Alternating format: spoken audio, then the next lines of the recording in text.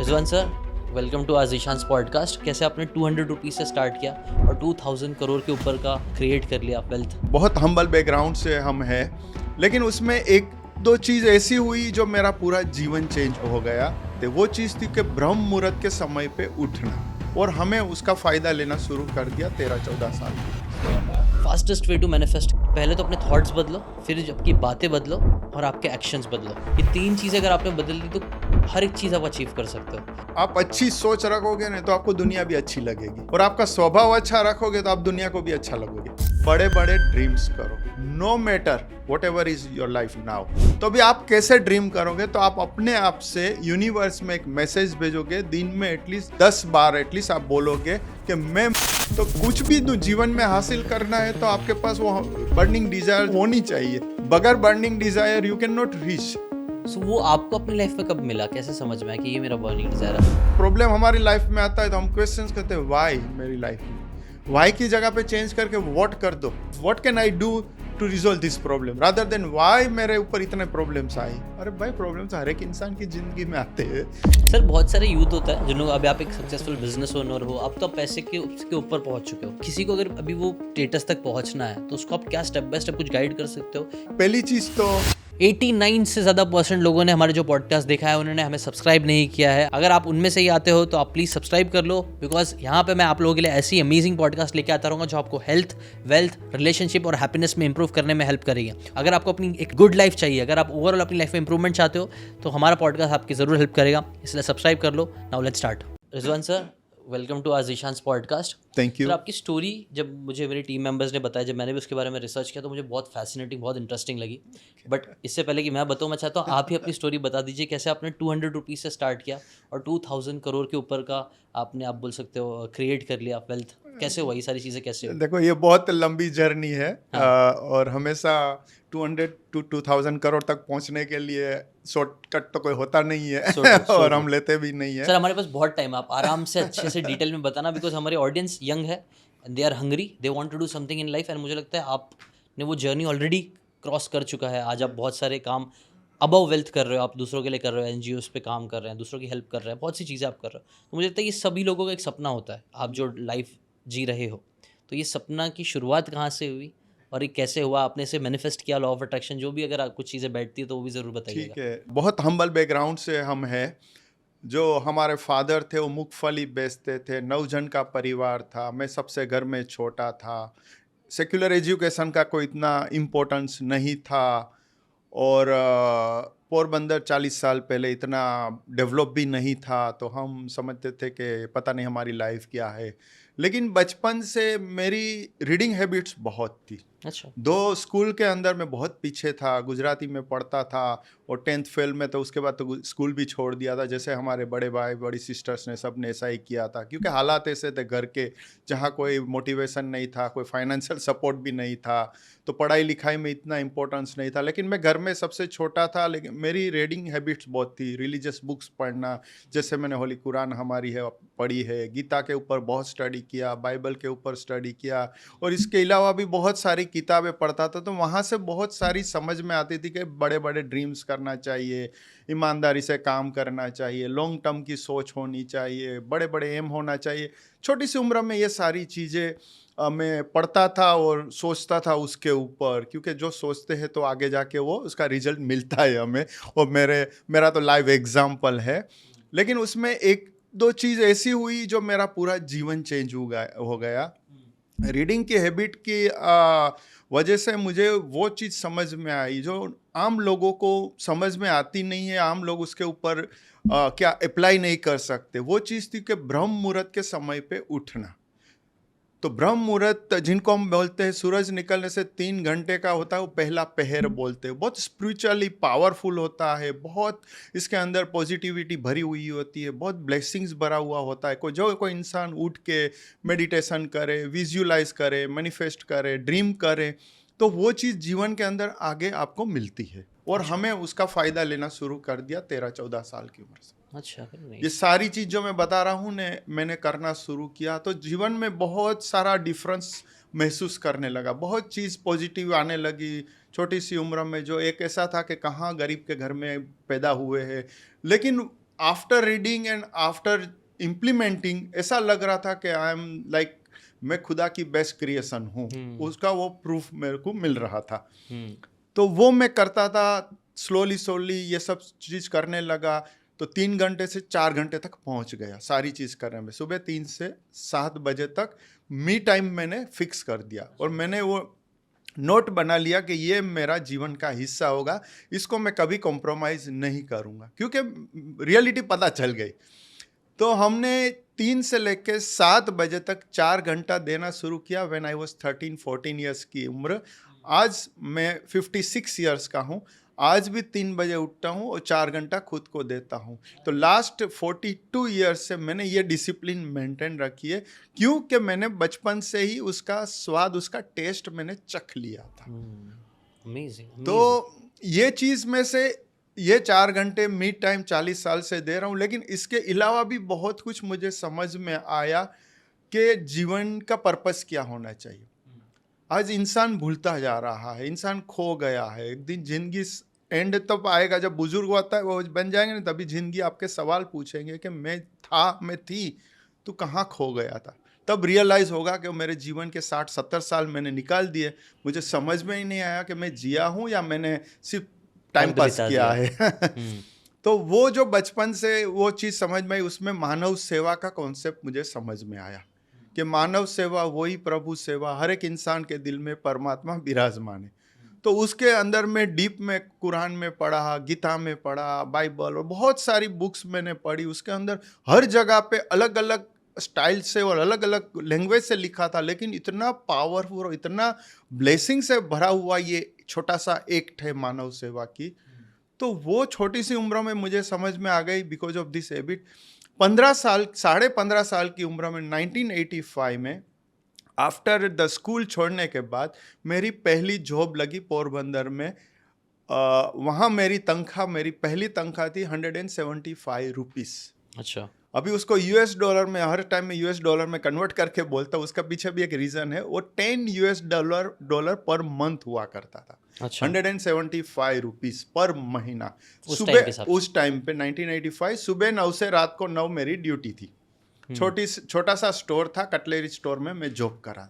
अभी खाना पीना घर पे मिल जाता था, क्योंकि घर में सबसे छोटा था, दूसरे 3 भाई थे, वो मेहनत करते थे, फादर को सपोर्ट करते थे।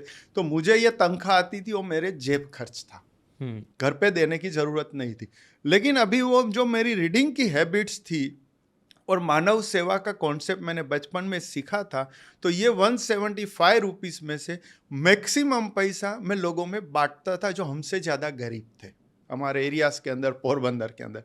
वहाँ मुझे बहुत खुशी मिल रही थी, प्राउड फीलिंग आ रहा था, कुछ डिफरेंट ही मैं महसूस कर रहा था हर टाइम। अमाउंट बहुत छोटी थी, लेकिन सामने वाले जो इंसान को मैं देता था उसके फेस पे इतना स्माइल और खुशी आ जाती है, उनके लिए बहुत बड़ी अमाउंट हो जाती है। चाहे वो 10 रुपया होवे, 5 रुपया होवे या 50 रुपया होवे, जो भी छोटी अमाउंट होवे। अभी उसमें एक इंसिडेंट हुआ, मैं आपके साथ शेयर करना चाहता हूँ। हालांकि वो इंसिडेंट मेरे जीवन के ऊपर बायोपिक मूवी भी बनी हुई है। रिजवान नाम है, हिंदी में यूट्यूब में है। 6 लैंग्वेज में डब भी हुई है, पर हिंदी इज ओरिजिनल वर्जन है। कोई भी इंसान, आपका व्यूअर्स यूट्यूब में रिजवान मूवी डाल के 2 घंटे 6 मिनट की फुल मूवी है, जिसमें मैं सारी स्टोरी बता रहा हूँ ना, मूवी के अंदर है। अच्छा, वेरी नाइस। उसकी लिंक डाल दूंगा, आप जाके डिटेल में उसको भी देख सकते हैं। यस। तो वो इंसिडेंट ने मेरा पूरा जीवन चेंज किया। ये बात है नवंबर 1985 की। एक दिन मेरी जेब में तनख्वाह आई थी, तकरीबन रात को 10 बजे के आसपास। एक बुजुर्ग आदमी मुझे मिलते हैं रास्ते में, वो बोलते हैं मेडिकल स्टोर कहाँ है। तो मैंने उनको गाइड किया, लेकिन वो छोटे से गाँव से कहीं से आए हुए थे, और गवर्नमेंट हॉस्पिटल है पोरबंदर में, भावसी जी हॉस्पिटल में उनका पोता बहुत सीरियस था, ग्रैंडसन। तो बोला कि डॉक्टर ने बोला कि अभी के अभी ये दवाई लेके आ, मुझे यहाँ कुछ पता नहीं है, प्लीज़ तू मुझे हेल्प कर। तो मैं उनको लेके गया, पटेल मेडिकल स्टोर करके पोरबंदर में आज भी है। उनको मैंने रिक्वेस्ट किया, प्लीज़ इनको जल्दी दवाई दे, उनका पोता बहुत सीरियस है। तो वो बेचारा ने दवाई निकाली, 110 रुपीज़ का बिल बना। अभी बुजुर्ग आदमी ने एक जेब में से पैसे निकाले, दूसरे जेब में से पैसे निकाले, तो सिर्फ 70 रुपीज़ था। मैं पीछे खड़ा था साइड में, वो उनको रिक्वेस्ट कर रहा था कि मुझे दवाई दे, मेरा पोता बीमार है, मैं 40 रुपया बाद में दे दूंगा। लेकिन वो बेचारा दुकान वाला धंधा लेके बैठा है, वो दवाई नहीं दे रहा था, वो उनको झाड़ रहा था। पीछे से मैं आगे आया, मेरी जेब में तनख्वाह थी, मैंने बुजुर्ग को उनके पैसे उठा के बुजुर्ग को बोला ये पैसे रखो, मेरी जेब में से पैसे निकाले और पूरा बिल 110 रुपीज़ का मैंने चुका दिया और बाकी का सारा पैसा मैंने बुजुर्ग को दे दिया। अभी दवाई ली, बुजुर्ग को जाते हुए हमारा घर भी दिखाया, छोटा सा घर था आपके स्टूडियो से 1/3 का, तो वो भी दिखाया और मैंने बोला कभी काम होवे तो आ जाना हमारे पास, हम आपको जो भी हेल्प कर सके करेंगे। उसको मैंने हॉस्पिटल पे छोड़ा, उसने दुआई आशीर्वाद दिया, वो चले गए हॉस्पिटल में, मैं घर चला गया। वो रात को मैं सो नहीं सका, पूरी रात मुझे कुछ डिफरेंट ही फीलिंग, इतनी खुशी जो मैं महसूस किया था आज भी मैं एक्सप्रेस नहीं कर सकता हूँ। आज भी मेरे दिल में वो खुशी महसूस है, बरकरार है। वो नवंबर 1985 में हमने एक डिसीजन लिया कि मेरा पूरा जीवन हम लोगों की सेवा में खर्च करेंगे। अभी वो नवंबर 1985 से आज तक वो प्रोसेस ऊपर वाले की मेहरबानी से चल रही है। लेकिन इसमें मिरेकल ये हुआ क्योंकि आप अच्छा काम करते हो तो ऊपर वाला देखता है, तो वो भी बड़ा चढ़ा के आपको वापस देते हैं, वो रख नहीं लेता है। उन कोई भी इंसान की हेल्प करते हो तो वो अल्लाह के लिए उनका एक जिम्मेदारी या खुदा भगवान जिनको भी जो मानते हैं उनकी एक जिम्मेदारी हो जाती है कि मेरे बंदे को इसने हेल्प किया, मेरी जिम्मेदारी कि मैं इनको हेल्प करूं। तो ये एक प्रोसेस है, एक साइकिल है। अभी उसके 6 महीने के बाद मुझे अफ्रीका से $200 में जॉब की अपॉर्चुनिटी आई। अच्छा। तो $10 से $200। इसके लिए मैं बोला मैं $10 बोलता हूँ, उसके पीछे रीज़न है कि लोगों को बताता हूँ USD $10, 20 टाइम्स मोर। वो बुजुर्ग की दुआ लग गई क्योंकि बुजुर्ग ने मुझे दुआई दी थी कि भगवान तेरा भला करे, आशीर्वाद बहुत देता हूँ। वो आशीर्वाद फ्यू मंथ्स के अंदर मिल गया और 16-17 साल की उम्र में अफ्रीका चला गया। अभी अफ्रीका के बाद की जर्नी हम आगे बात करेंगे। नहीं, आई थिंक काफ़ी इंटरेस्टिंग चल रहा है सर। आपने जितनी भी चीज़ें बताई उसमें से कुछ क्रॉस क्वेश्चंस, मतलब वापस से कुछ क्वेश्चंस मेरे दिमाग में आ रहा है। ये आपने यहाँ से जाने से पहले ही आपने रीडिंग की हैबिट्स डाल दी थी अपने अंदर, बराबर। और आपने कई सारे रिलीजियस किताबें भी पढ़ी, कुरान पढ़ा, गीता पढ़ा, बाइबल पढ़ा। सो सर आपने उन जैसे ऐसा स्पेसिफिक कोई एक किताब की, होली बुक की कोई एक लेसन आप शेयर करना चाहोगे, या ओवरऑल भी अगर आप शेयर करना चाहो सबसे बेस्ट लेसन आपको क्या सीखने मिला? जैसे आपने ऑलरेडी सेवा के बारे में तो आपने बताया है, बट और भी स्पेसिफिक ऐसा कुछ था कि कुरान से मुझे ये एक लेसन बहुत अच्छा लगा? देखो, हर बुक बहुत कुछ सिखाती है। अभी आपके पास 2 चॉइस है। एक चॉइस है कि आप पढ़ते रहो और भूलते जाओ और पढ़ते रहो। दूसरी चीज़ है कि अंदर से आप कुछ पल्स निकालो, कुछ मोतियाँ निकालो, जो अच्छी चीज़ है आपका जीवन का हिस्सा बना दो। क्योंकि अब देखो, कुरान है, होली कुरान, उसको 1400 साल हुआ है रिलीज हुई। भगवत गीता की बात करें तो 5-5.5 साल हुआ।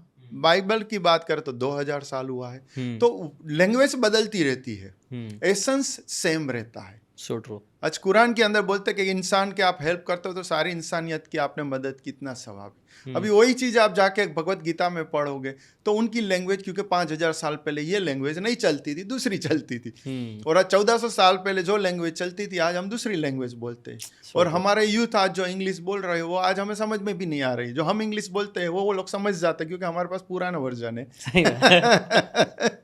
हमारे लिए इम्पोर्टेंट वो नहीं है कि स्पेसिफिक हम सीख के हम कोई चीज़ याद रखें। स्पेसिफिक चीज़ सीख के हमारे जीवन में उतारे और जीवन से आप लोगों को शेयर करिए, डेमोन्स्ट्रेट करिए कि लोगों को पता चले कि नहीं, ये बंदा कुछ कहीं से भी शास्त्र में से कुछ उठा के बात कर रहा है या कुछ सीख के बात कर रहा है। तो इसके लिए स्पेसिफिक आप बोलोगे कि ये सीखा, हर चीज़ सीखी है हमने और हर चीज़ को हमने इम्प्लीमेंट किया है हमारे जीवन में। आपको सिंपल बताता हूँ, हम किसी की गिला गिबत कभी नहीं करते, नहीं करनी चाहिए, बहुत बड़ा पाप है, महापाप जिनको बोलते। लेकिन आज दुनिया में हर कोई करता है। किसी के ऊपर रिवेंज नहीं लेना चाहिए, माफ़ करने की, माफ़ी देने की हैबिट रखनी चाहिए। कोई माफ़ नहीं करता है। साले ने 1 थप्पड़ मारी, मैं उसको 4 मारूंगा। 2 तो भूल जाओ, अभी तो 4 का जमाना है। और लोगों के सामने मारूंगा, राइट। तो ये सारे जो डटी काम से वो हमें करने की ज़रूरत नहीं है, वो इंसान अपने कर्म से होता रहेगा। लेकिन आज इंसान खुद करता है जो नहीं करना चाहिए। तो ऐसे बहुत सारी चीज़ें हैं जो हमारा जीवन का हिस्सा वो नहीं रखा है हमने। क्यों? क्योंकि बचपन से हमने कुछ पढ़ा है तो कुछ जीवन में उतारा है। नहीं, आई थिंक आपने एकदम बेस्ट बात बोल दी इस चीज़ से रिलेटेड, क्योंकि मेरा कोर बिलीव यही है। और मैं यही चीज़ कई बार मैं भी अपने वीडियोज़ में ये सब चीज़ यही शेयर करता हूँ जो आपने बोला ना सर। सिर्फ भाषाएं अलग है, कॉन्सेप्ट्स कई बार अलग होते हैं। जैसे कि लॉ ऑफ अट्रैक्शन बोला, आज ये वर्ड चल रहा है, तो लोग लॉ ऑफ अट्रैक्शन सुन के अट्रैक्ट होंगे और समझे, लेकिन उसका भी एसेंस वही है, जैसे ग्रैटिट्यूड, ऊपर वाले की शुक्र करते रहना। Right. अब वो आपको कुरान में भी मिल जाएगा, वो आपको गीता में मिल जाएगा, बाइबल में भी मिल जाएगा। तो वो जो एसेंस है आपने बोला वो एकदम 100% एसेंस सबका सेम है, बस भाषाएं अलग हो रही है, लोग उन डिफरेंसेस को पीछे लड़ रहे हैं, लेकिन जो कोर्स सब सिखा रहे हैं यस वही follow नहीं कर मेन रहे। एसेंस है वो फॉलो नहीं कर रहे। तो वही वो बोलते हैं ना कि शास्त्र भूलते जा रहे हो, शस्त्र पकड़ते जा रहे। अब देखे जाए तो जबान का शस्त्र जबान से भी होता है, किसी का नुकसान पहुंचाते हो जबान से भी, वो भी शस्त्र है। कोई गन लेके चाकू लेके किसी को मारते हो, वो भी शस्त्र। तो शास्त्र को भूलते जा रहे हो और दूसरी लाइन पे चले गए आज का इंसान। So true.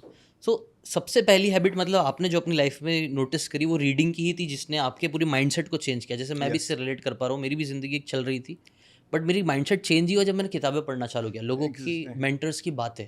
तो आपका लिए भी वही रीडिंग सबसे बड़ी हैबिट थी? एग्जैक्टली ना, आज मैं यूथ को भी वही सिखाता हूँ। सोशल मीडिया में मोबाइल में अब बहुत अंदर तक घुसते जा रहे हो, बट थोड़ा टाइम निकाल के रीडिंग की हैबिट आप निकालोगे तो आपकी लाइफ में बहुत सारा चेंजेस आ जाएगा। ऐसा आपको क्यों लगता है, रीडिंग में क्यों इतना पावर आपको लगता है? क्योंकि रीडिंग करने से है ना, हमारे दिल के अंदर वो बात रिकॉर्ड होती है, सबकॉन्शियस माइंड के अंदर जाती है, और वो बात हमें अपने जीवन में इम्प्लीमेंट करने में हेल्पफुल होती है। वीडियोस में ऐसा नहीं है, आपने एक रील देखा, 2 रील देखा, तीसरा रील कॉन्शियस माइंड के ऊपर जाता ही नहीं है, क्योंकि आप 10 मिनट के अंदर आप 50 रील देख लेते हो, 10-10, 20-20 सेकंड के, लेकिन उसमें से फ़ायदा कुछ नहीं हुआ। तो बहुत आज मैं सिंपल सा एक एग्जांपल आपको देता हूँ। एक यूथ को हमने एक सवाल पूछा, रात को कितने बजे सोता है? तो उसने ईमानदारी से जवाब दिया कि रिजवान अंकल, बुक पकड़ता हूँ तो 10 बजे सोता हूँ, मोबाइल पकड़ता हूँ तो 12 बजे सोता हूँ। देख लिया, ये आज का यूथ की हालत है, क्योंकि नहीं पसंद बुक्स, लेकिन बुक्स के अंदर ही खजाना भरा हुआ है, जो आज हम 40 साल से हमने ये हैबिट को कायम रखी। आज भी हम कुरान पढ़ते एवरी डे, सुबह 3:30 बजे 10-15 मिनट 5 मिनट मेरा एक सिस्टम है। हफ्ते में 5-6 दिन तो होता है, एक दिन शायद खाली जाता है या ट्रैवलिंग में खाली जाता है, बट पढ़ना एक कमिटमेंट के साथ पढ़ता हूँ। जब भी आप रिलीजियस बुक पढ़ोगे ना, बार बार आप पढ़ोगे ना, बार बार अंदर से आपको नया चीज सिखाएगी। जो आपको सीखने की कुछ इच्छा होवे तो सीख सकते हो। ये ना मैंने पिछले 10 साल में रिजवान सर मैंने नोटिस किया। पहले जब मैं यंग था तो मैं ना सिर्फ नई नई बातें, नई नई किताब शौक होता था। फिर धीरे धीरे रियलाइज़ हुआ कि नई नई बातें, अलग अलग बातें सीखना इंपॉर्टेंट नहीं है। जैसे आपने बताया ना, हर किताब में अब मुझे ऐसा लगता है एक गोल्ड नगेट है। Yes, है। एक गोल्ड नगेट को ले लो Yes. और उसको अप्लाई करना चालू करो। वो 10 किताबें पढ़ने से बेटर है कि एक ही किताब पढ़ो, एक लेसन पकड़ो। और अब मैंने अपना कोर फिलोसफी लाइफ की ये बना लिया कि सबसे एक एक लेसन सीखो, और उसे जितना अप्लाई करेंगे वहीं पे सारा गेम चेंज होगा, वहीं पे हमारी लाइफ में चेंजेस आएंगे। एग्जैक्टली, मोस्ट इंपॉर्टेंट तो वही है ना। पढ़ते क्यों? आप रील भी देखते हो, क्यों देखते हो? मेरे रील्स भी बहुत लोग देखते हैं, लाखों लोग मेरे फॉलोवर्स है इंस्टाग्राम में और यूट्यूब में, सब देखते हैं मेरे रील्स। मैं भी बनाता हूँ क्योंकि लोग देखते हैं, लोगों को पसंद आता है। तो मैं वही रील्स के अंदर मैं लोगों को बोलता हूँ, आप मेरे रील्स 10 मत देखो, 2 देखो, लेकिन वो 2 में से कुछ जीवन में भी उतारो। यस।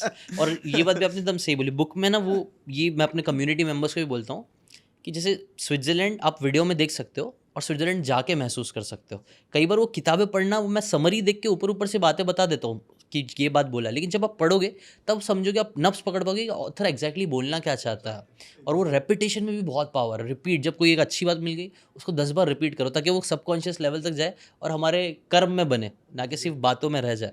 सो आपने हैबिट्स की भी बहुत बातें करी, और हैबिट्स सबसे पावरफुल चीज़ है, वही आपको बनाएगी या पूरा बिगाड़ देगी।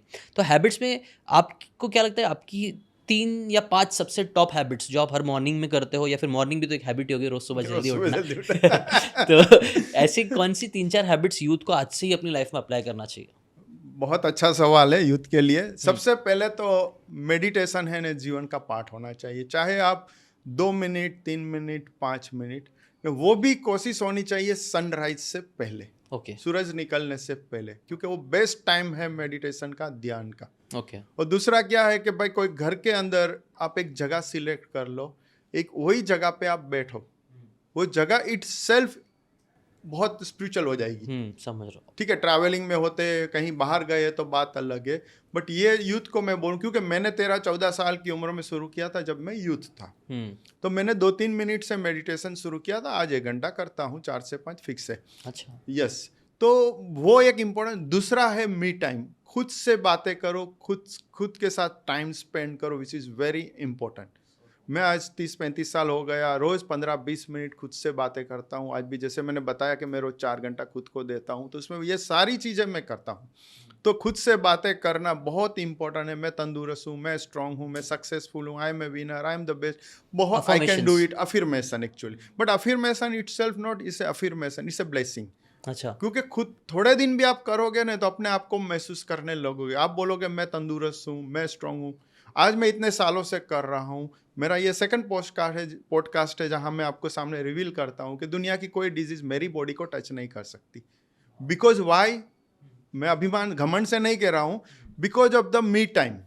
आप 5 मिनट 10 मिनट भी अपने आप से या 2 मिनट भी अपने आप से बात करोगे ना तो 1-1.5 महीने के अंदर आप फील करना शुरू करोगे कि आप तंदुरुस्त हो, आप स्ट्रांग हो। उसके बाद मेंटली कोई भी चैलेंजेस आएगी, आप एक्सेप्ट करोगे, उसके ऊपर काम करोगे, वो चैलेंजेस को अपॉर्चुनिटी में कन्वर्ट कर सकोगे। जो हमने 40 साल में हजारों चैलेंजेस को हमने ओवरकम करके अपॉर्चुनिटी में कन्वर्ट किया। हमारे जीवन में जितनी भी चैलेंजेस आएगी, आप मूवी देखोगे या हमारी बायोग्राफी बुक है, बहुत सारी चीज़ें हैं, आप पढ़ोगे या हमारी लाइफ के बारे में सोशल मीडिया गूगल में पढ़ोगे तो आपको पता है बहुत सारी चैलेंजेस आई है जो आम लोगों के इंसान में नहीं आती। लेकिन हर चैलेंजेस ने हमें स्माइल के साथ फेस किया, उसके ऊपर काम किया और उसको अपॉर्चुनिटी में कन्वर्ट करके आज मैं आपके सामने बैठा हूँ। तो इसमें कोई घमंड या बड़ाई की बात नहीं है, क्योंकि आपके व्यूअर्स को मोटिवेशन की ज़रूरत है। तो हम हमारी लाइफ शेयर करेंगे, तब जाके उनको पता चलेगा, तब जाके वो बिलीव करेंगे नहीं। और उसके बाद वो अपनी लाइफ में भी चेंजेस लाएंगे। So अदरवाइज हमने जो बायोपिक मूवी बनाई, वो मूवी की हमारे जैसे लोगों को जरूरत नहीं है, क्योंकि हम बिजनेसमैन हैं, हम पॉलिटिशियन नहीं है, हम सेलिब्रिटीज नहीं है, हमें बनना भी नहीं है। हम हमारी लाइफ में बहुत हैप्पी है, लेकिन फिर भी हमने 2 घंटे 6 मिनट की एक फुल मूवी बनाई रियल लाइफ के ऊपर, जस्ट टू इंस्पायर पीपल कि आप देखो, कभी गिव अप नहीं करो, कभी हिम्मत नहीं आ रहा, खुद के ऊपर भरोसा रखो, खुदा के ऊपर भरोसा रखो कि दुनिया की हर चैलेंजेस को आप कन्वर्ट कर दोगे अपॉर्चुनिटी में। So true. It's matter of time, सबर पेशेंस थोड़ा रखा तो हो जाएगा। सही है। नहीं सर, आपने एकदम सही कहा। एक डेविड गॉगिन्स की बुक है कांट हर्ट मी, मुझे काफ़ी वो इंस्पायरिंग वो भी लगता है। तो उन्होंने अपनी बुक के स्टार्टिंग में ही बोला कि 3 चीज़ें इंसान की लाइफ पूरी बदल सकती है। एक है उनकी आदतें, एक है पढ़ाई स्टडी, और थर्ड है स्टोरीज, कहानियाँ। तो कहानियाँ जब आप पढ़ते हो देखते हो तो उससे एक कनेक्शन बनता है कि यार ये भी तो मेरे जैसा इंसान ही है, इसकी लाइफ में भी ऐसे स्ट्रगल्स है। वो कनेक्टिव रिलेटिबिलिटी बढ़ती है, वो बिलीव बढ़ता है, वो कॉन्फिडेंस बढ़ता है कि यार शायद मैं भी कर लूँ। और वो हिम्मत ही तो सब कुछ देती है, वो ऑप्टिमिज्म देती है। और दुनिया में जितने भी बड़े लोग हैं सब ऑप्टिमिस्ट है। सो ऑप्टिमिज्म के लिए इस कहानियों से इंस्पायर होना हम सबके लिए बहुत ज़्यादा ज़रूरी है। इसमें क्या हुआ, आफ्टर मेकिंग मूवी जब अफ्रीका में लोगों ने देखना शुरू किया, क्योंकि रीच आउट होने लगी सब जगह पे, तो लोगों ने अपनी लाइफ से रिलेट करना शुरू कर दिया। कि हम 30 साल पहले, 40 साल, 100 साल पहले हमारे बाप दादा अफ्रीका गए थे, तो हमने भी कितना स्ट्रगल किया था। तो वो एक कनेक्ट हो गए वो लोग सीधा अपनी मूवी लाइफ से, हमारी मूवी के साथ। तो बहुत लोगों को ऐसे इंस्पायर करती है और आगे भी देखते हैं। तो सर स्टोरी में वापस से जाते हैं हम, आपकी स्टोरी में थोड़ा और आगे जाते हैं। अभी आपने यहाँ से $10 से आपने स्टार्ट किया, फिर अभी $200 पे हम पहुँच गए, तो अभी $2000 तक की स्टोरी काफ़ी बची हुई है। उसके लिए आपको मूवी देखनी पड़ेगी। तो उसको एक शॉर्ट में आप थोड़ा फिर भी क्या बता सकते हो, क्या हुआ उसके बाद? आप अफ्रीका गए तो वहाँ पे क्या चीज़ें हुई और कुछ चैलेंजेस के बारे में भी जो बता सके। या देखो, आपने इसके पहले एक सवाल पूछा था, 5 चीज़ें आप बताए, मैंने 2-3 चीज़ बताई, 1-2 चीज़ बाकी रह गई। उसमें सबसे बड़ी चीज़, और इसके साथ कनेक्ट होता है ये क्वेश्चन के साथ, कि यूथ की बात हम कर रहे थे कि बड़े बड़े ड्रीम्स करो, no matter whatever is your life now. वो इतना इम्पोर्टेंट नहीं है कि आप अभी आपकी लाइफ क्या है, अभी आपकी फाइनेंशियल कंडीशन क्या है, अभी आपकी फैमिली कंडीशन क्या है, वो इतना मायना नहीं रखता जितना आपके ड्रीम्स क्या है। तो ड्रीम्स है जीवन का एक हिस्सा होना चाहिए। बड़े आज भी मैं, आज सोचो, आई एम 56 ईयर्स, आज भी मैं हर चीज़ ड्रीम के साथ करता हूँ। मुझे कुछ अचीव करना है, मुझे कुछ काम करना है या हमें कहीं जाना है, पहले मेरे ड्रीम में आ जाता है। और ड्रीम में आके पहले मैं उसको ऐसा दिखाता हूँ मेरी बॉडी को जैसे मैंने वो अचीव कर लिया। आज मुझे मुंबई आना था कल, तो उसके हफ्ते 10 दिन पहले से वो ड्रीम शुरू हो गया था। मैं मुंबई में पहुंच गया हूँ, मैं जिसान से मिल रहा हूँ, मैं इनसे मिल रहा हूँ, मेरा ये मीटिंग है, मेरा ये मीटिंग का मेरा आउटकम ये पॉजिटिव आ गया। हालांकि कुछ हुआ नहीं, अभी तो हफ्ते बाद जाना है, लेकिन आई स्टार्टेड ड्रीमिंग दैट। तो वो यहाँ आया और 2 दिन के अंदर ऑलमोस्ट सारी चीज अचीव हो रही है और आपसे भी मिल गए। नहीं। तो आपने पहले विजुअलाइज किया उसको, आप बोल विजुअलाइज सकते हैं। कर अपने दिमाग में पिक्चर्स बनाए, बोलते हैं everything happens twice in this world, first in your mind then in reality. तो वो आपने मतलब वो आप प्रैक्टिस करते हो हमेशा? हमेशा हमेशा प्रैक्टिस कर रहा हूँ, आज से नहीं 40 साल से कर रहा हूँ। अच्छा। तब जाके आज ये लेवल पे हम पहुंचे जहां आप बोल रहे हैं वो कि हम 200 से शुरू करके आज यहाँ तक हम कैसे पहुंचे। तो ड्रीम, बगैर ड्रीम आप डेस्टिनेशन, आज आपने एड्रेस हमें भेजा तो हमें पता था कि यहाँ स्टूडियो में आना है। अदरवाइज ये मैडम बोलती है हाँ बात हो गई है, अपने 2:30 बजे पहुंचना है, लेकिन कहाँ पहुंचना है तो बोला वो तो पता नहीं है, कहीं मॉल के आसपास है, चलो जाके ढूंढते मिलेंगे नहीं आप।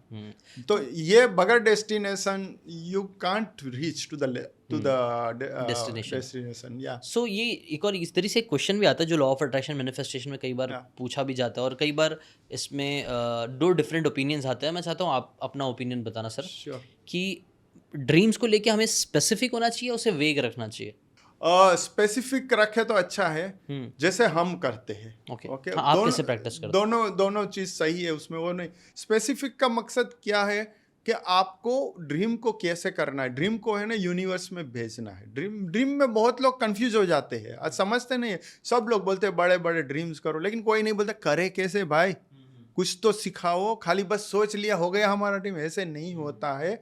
आपको एक सिस्टम बनाए। फिर एग्जाम्पल मैं देता हूँ, आपको मिलियनर बनना है, या शायद मिलियनर हो गया तो बिलियनर बनना है, पता नहीं है मुझे बट चलो एक एग्जांपल लेते हैं कि आपको मिलियनर बनना है। तो आपको पहला ड्रीम का मेहनत तो करनी पड़ती है, ईमानदारी से हार्ड एंड स्मार्ट वर्क करना पड़ता है, वो तो करना ही पड़ता है। लेकिन सबसे पहली चीज ड्रीम करना है। तो अभी आप कैसे ड्रीम करोगे? तो आप अपने आप से यूनिवर्स में एक मैसेज भेजोगे, दिन में एटलीस्ट 5 से 10 बार एटलीस्ट आप बोलोगे कि मैं मिलियनर हूँ, मैं मिलियनर हूँ, मैं मिलियनर हूँ।